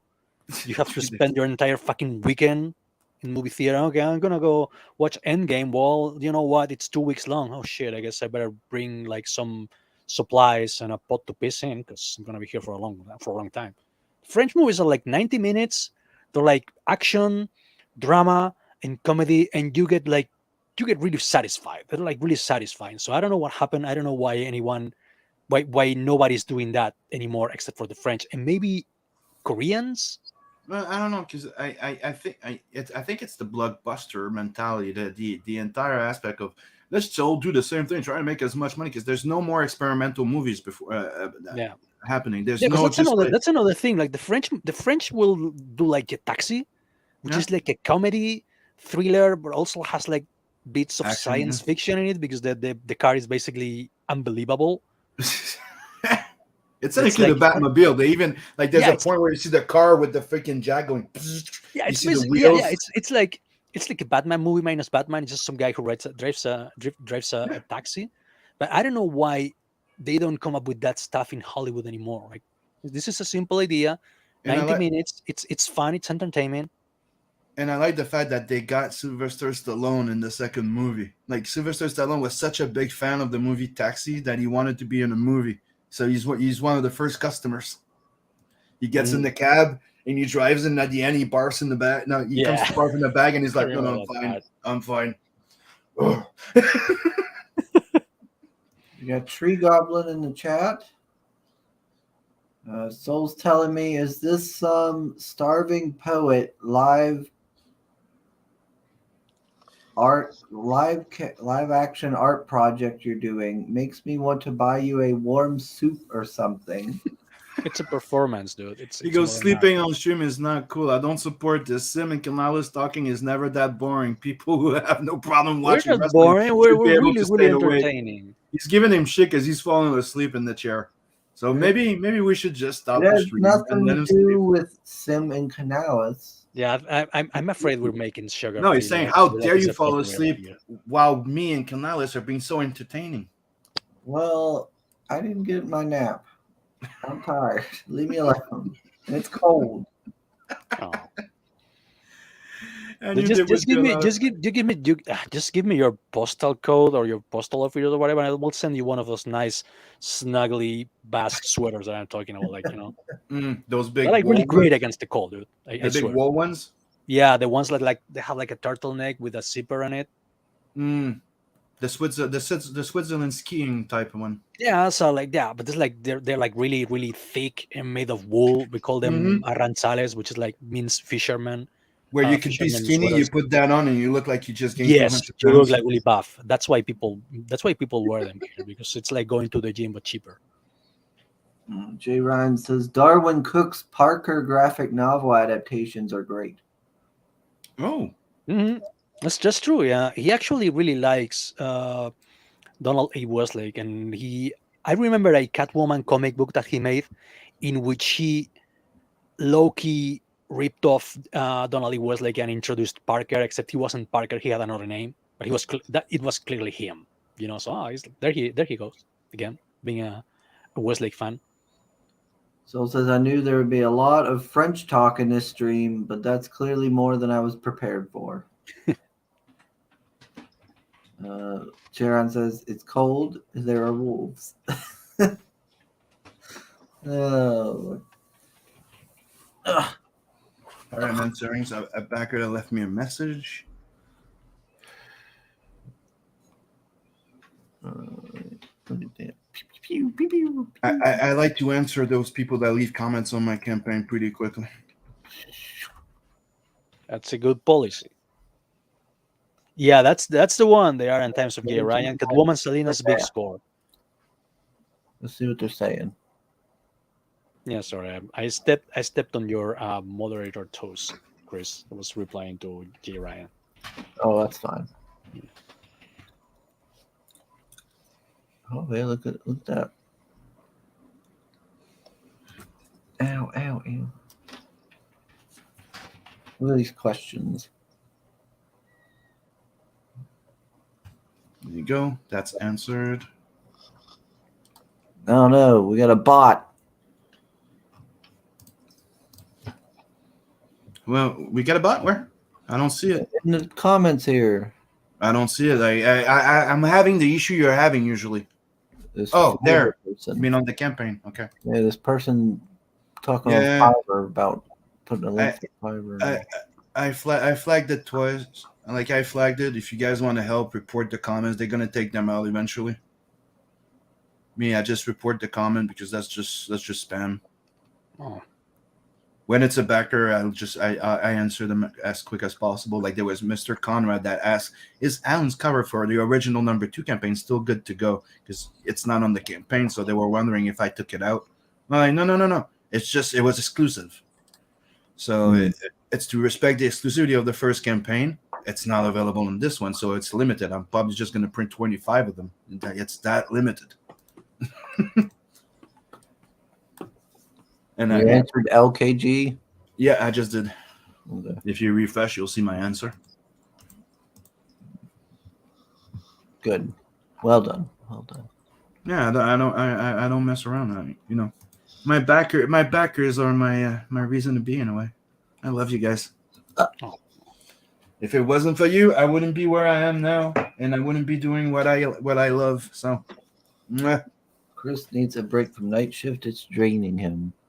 Blanket on him, t-shirt at the gym, sleeping on stream, living dead guy. And maybe if you would take some coffee, we wouldn't have this issue. I'm just saying. No. You gave me shit for being coffee motivated. If I drink coffee, I won't sleep. I'd be up That's all the day. opposite. If you would take coffee like before stream, you're talking about a 2-hour stream, you would have your caffeine crash after 2 hours and you would go to bed. Am I right, Canales? No, I've drank coffee on stream before, Sim, and then I can't sleep. I'm up for about 24 hours. I don't know, dude. I've switched to drinking coffee for a few years now, and I don't feel any improvement. Like maybe it's because I barely sleep anyway.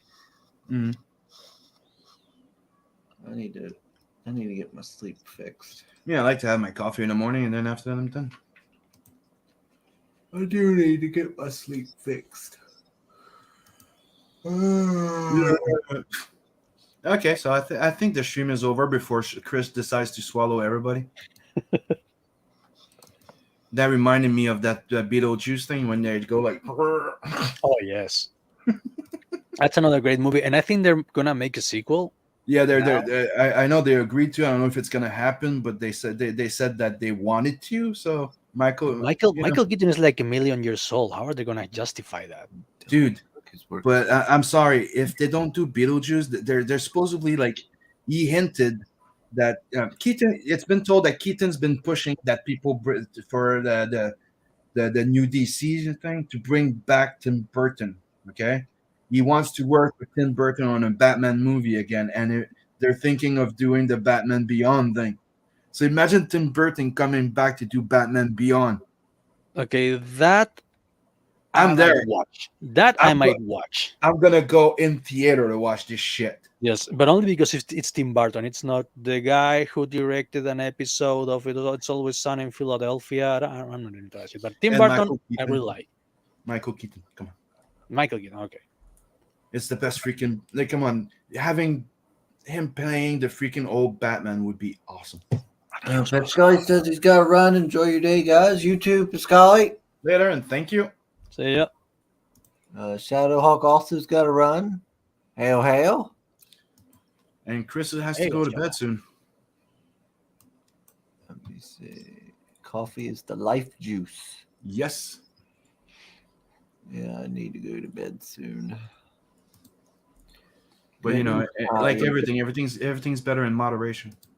Mm, Hey, Canales, let's just say I'm not gonna get into detail, but I technically have Crohn. So you know the coffee. If too much coffee, it's not a good idea. But one coffee is good. I actually only have one coffee per day because I'm already. I don't know if anxious is the word, but I'm always on edge for some reason. Yeah. I'm like a fucking squirrel, you know. Yeah, you Like always prime. You always prime, like, cause you like it's like me. Like my bro's like, oh, or Dave, Chris was giving me shit last night. He's like, oh, I want to play this game. I buy this game. I buy this game. I buy this game. Yeah. Yeah, we'll play. And I almost don't play because I need to work. It's like my head's always like, I need to work. I got to work. I got to work. I got to work then. Mhm. I'm always like, I can't rest. I need to work. Yeah. Well, you know, I guess that's why we are never late for our Mhm. deliveries. I like to believe that, you know, we sacrifice personal life and entertainment, but at least It's we why keep we our deliver. customers happy. Mm-hmm. It's all for you guys. It's all for you.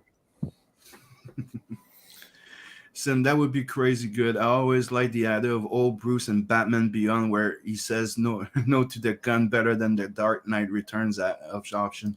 Mm, Dude, you could say all you want about the Dark Knight Return. It's one of the best fucking Batman stories ever written. So I'm sorry. And you say that they can't use gun. He uses anything, and you're talking about war situation where people are shooting people. It's not the same thing as, hey, we're in Gotham City, and only the criminals use guns. So it's no, everybody's armed. I'm sorry, like the Zack Snyder thing to me, it made sense. It's like, hey, here's World War II. Everybody's shooting at you, but Batman won't use a gun. Fuck off. no, I understand it, but I don't like the idea of putting Batman in a situation in which he will have to use a gun. Yeah, but it makes total sense that No, man, if Darkseid comes in and they're controlling the army and everybody, like, Batman won't be able to do shit if he decides not to use a gun. And I'm sorry, the battle tank Batmobile, everybody That was loves it. pretty But cool. everybody, people go, well, he's shooting rubber bullets. It still fucking hurts. It still kill people. But Batman never killed people. In the Dark Knight trilogy, doesn't kill people. Yes, he does. Did you see the guy? Yeah, I mean, that's what I was gonna say. Doesn't he have freaking missiles in the Batwing, both in the Burton movies? In the and Dark Burton, Knight trilogy? he blows up somebody with a fucking dynamite. He Remember shoots the dynamite? He The shoots big Talia al fucking Ghul clown? with freaking missiles, and she dies. He but basically kills Talia with a missile. Dude, he puts the fucking bomb on the big guy, drops him in the Dark Knight. Dude, he kicks somebody on the fucking pavement fucking pillar that falls down like 10 flights. What do you think? The guy's not dead? No, he killed people in the Dark Knight, but people just ignore it. No, he killed people too. I mean, It he just kills happened. her. Okay, will he go out of his way to kill somebody? No. Like, he will not go, I'm killing you. But, hey, you throw a grenade at the guy, he's going to throw it back, and I'm sorry if you die. If you get killed. You know, I grew up with the Batman that would break your goddamn leg so you would remember every fucking day it was cold. The pain would remind you of what happened. That's the Batman. They used the Shadow Hawk at the end, but that was Batman. He would make sure that rib that he broke there was broken just enough, not to hurt you for too long, but that every fucking, you would remind him. You would remember him for the rest of your fucking life. That's what I liked about him. Mm-hmm. It was like the Punisher minus the guns. Yeah. And I do agree that it's better without gun. Like, Batman should probably not have gun, but come on. I just like Batman as an example of like physical human perfection. Mm-hmm. Like, he doesn't really need weapons. Like, but he had guns from the beginning, so you can't just like the gun thing is something that happened from censorship. They wanted him. Mm-hmm. They came in and go, we have to take the guns away. You have to make him more kid friendly. They made him into blue and gray, and then they give him a kid thing because they wanted him to be more kid friendly. And then how many jokes of him being gay has been coming up out of this shit? So that the fact that he goes back to the fact that Batman has guns, even with the guns back then, he would not go out of his way and kill people, but he would shoot you in the fucking leg. Well, he was always like a ripoff of the Shadow, and the Shadow was indeed like the Punisher. Like, come on, the guy is Yeah, like basically he's a training. just check into it. The Bat and the Black Bat. That was before Batman. Yeah, you get a point. But what Hmm I'm trying to say here is that he was like And basically if you check the a Black Bat, scion of like pulp superheroes, the pulp Black heroes. Bat, Like, yeah, the origin of the Black Bat is Two-Face. So imagine huh. Batman with the origin of Two-Face. So the thing is, he's a criminal court guy. He goes after the criminals. He gets splattered with acid in the face. He goes blind. He uses a freaking experiment to gain back his sight, which enhances his sight like Daredevil. So Oh he's shit. there. He's Daredevil. He's Two-Face, and he's the Black Bat. That's the character I was thinking of doing like a comic book about. Is royalty free thing, public Oh domain, yes. and he's the Actually, you're original right. The whole Batman. royalty free thing. That's I even wrote a script. I even wrote the first script about, not full script, but the first plot of what I would do with it. huh. Uh-huh. That's interesting. Mm-hmm. Yeah, I need to look into that. I wonder what free domain characters are available over there, so I can like. I mean, that's the one that I've been going Reuse. through a whole bunch of shit. There's that's one of the ones that I'm like, that's one of the ones I would do, and I had like a 3-part story that Cool. I'd do with the Black Bat, yeah. But then IDW or Dynamite relaunched a new Black Bat. Mm. Well, And- it's still free, like free domain, Mhm. right? Yeah, Really it's stay public using domain. it? I could use it, yeah. But you have It's to be like careful. Conan. It's like Conan or Cthulhu. They're public domain. But Right? it depends because it's public domain in Europe, so you could do it in Europe probably. But if you were trying to sell it here, you could not call it Conan because Conan is still owned by a company here in the U.S. and the West because of Disney changing the those type of rules. Oh yeah, I remember they did that thing. Wasn't it because of the Predator guys, like the brothers who wrote the original Predator screenplay? They managed to change the copyright rules so they wouldn't have to pay, or they would like. Marvel was part of it too because if you know, Marvel was the one that bought Trauma. That's one of the things that people don't realize is that Marvel's been doing movies since fucking Toxic Avenger 4. Huh. Toxic Avenger 4 was the first Marvel movie, and it was it was directed by James Gunn. Huh. Uh-huh. And I before did know that James Gunn made movies for Trauma. I didn't know he did. yeah, I know.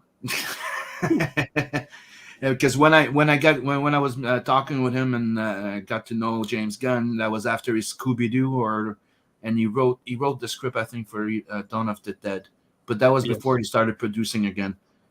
Yeah. He did Scooby-Doo 2, I think it was, or was it the first one? No, I think it was. I don't know. I probably was the second one. I know he made a bunch of like low budget movies like Slither. Mm-hmm. It was like a throwback to like 1980s horror movies before the 1980s horror movies had like a resurgence and everybody was into it. Did you notice that right now in every Marvel movies you see the Trauma guy? You know, did you ever realize? You see, especially in the Guardian of the Galaxy, you see him in big freaking thing. The Trauma guy is there. He's in every movie. Oh, you mean Lloyd Kaufman? Uh-huh. Lloyd Kaufman is in every movie. I didn't notice that. Uh-huh. And I love Uncle Lloyd. He's in the prison in Guardian of the Galaxy. Oh, you see shit. him in a few movies, yeah. Well, that explains things. They bought Trauma. Huh, I And didn't know that. the like I said, Toxic Avenger 4 was the first Marvel movie. First Marvel, I need to look into that. Mm-hmm. They've So been it making wasn't- movies like. It wasn't the Fantastic. What year is that from? What year is like Toxic Avenger 4 from? Hold on, let me check.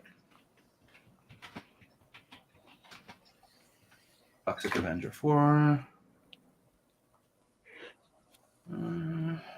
IMDb. I liked Toxic Avenger. I like the first one a lot. I watched the first one. I watched the first movie, and I had some of the. I think I had like the first like 6 issues of like the Toxic Marvel. Avenger. Here it says 2000, but I thought it was. I thought it was. It's older than 2000. I mean, I think James Gunn has been making. Oh no, wrong movie. That's Citizen Toxie. Why the fuck? Toxic Avenger. It's not on IMDb.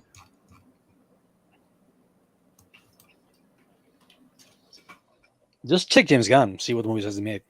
Okay, I'm back on Toxic Avenger. The first one came out in '84. Toxic Avenger 4. And it says here, Log Kaufman, narrator Stan Lee. Huh. Uh-huh. So I was saying, it was the first Marvel movie. Like, There you go. remember that Stan Lee was gone for 12 years. That people thought, to the point that people thought he died. He was in Hollywood. He was part of Trauma. Huh. He was trying to make movies, and then it failed. They went bankrupt, and he went back to Marvel with a special deal, and that's when you saw his name popping up everywhere in big names and everything, even more. And they tried to pretend that he created everything, including Captain America. You fucking piece of shit. Yeah, I know. Stanley is a controversial figure. I still like him though. And it still says that it was released in 2001. Release date November 2, 2001 in New York. No, okay. Citizen Toxic, the Toxic Avenger 4. Okay. So you know James Gunn has been working for Trauma, was working for Trauma like in the mid 90s, writing Yeah. scripts, I think. Yep. Mm-hmm. Yeah, I think he worked on the Kabuki thing too. Mm. Remember the police Kabuki? Yeah. Kabuki Man. The Sergeant Kabuki Man NYPD. Yeah. To be precise. That was hilarious. I Yeah. remember that one. And I love the fact Toxic Avenger with his sexy, hot, big boob and sexy as hell like girlfriend that was blind and stupid as fuck. Oh, yes. Like totally blonde, like legally blonde or smart. Guys, I think I need to drop out because Okay, maybe going to the movies here at Chicken Alice. So That's we're wrapping up, so I can go to bed. And to everybody, thank you for showing up and showing some support and making this campaign a success. Yep. Yeah, You're boy. only like $100 away from 1,500. Yep.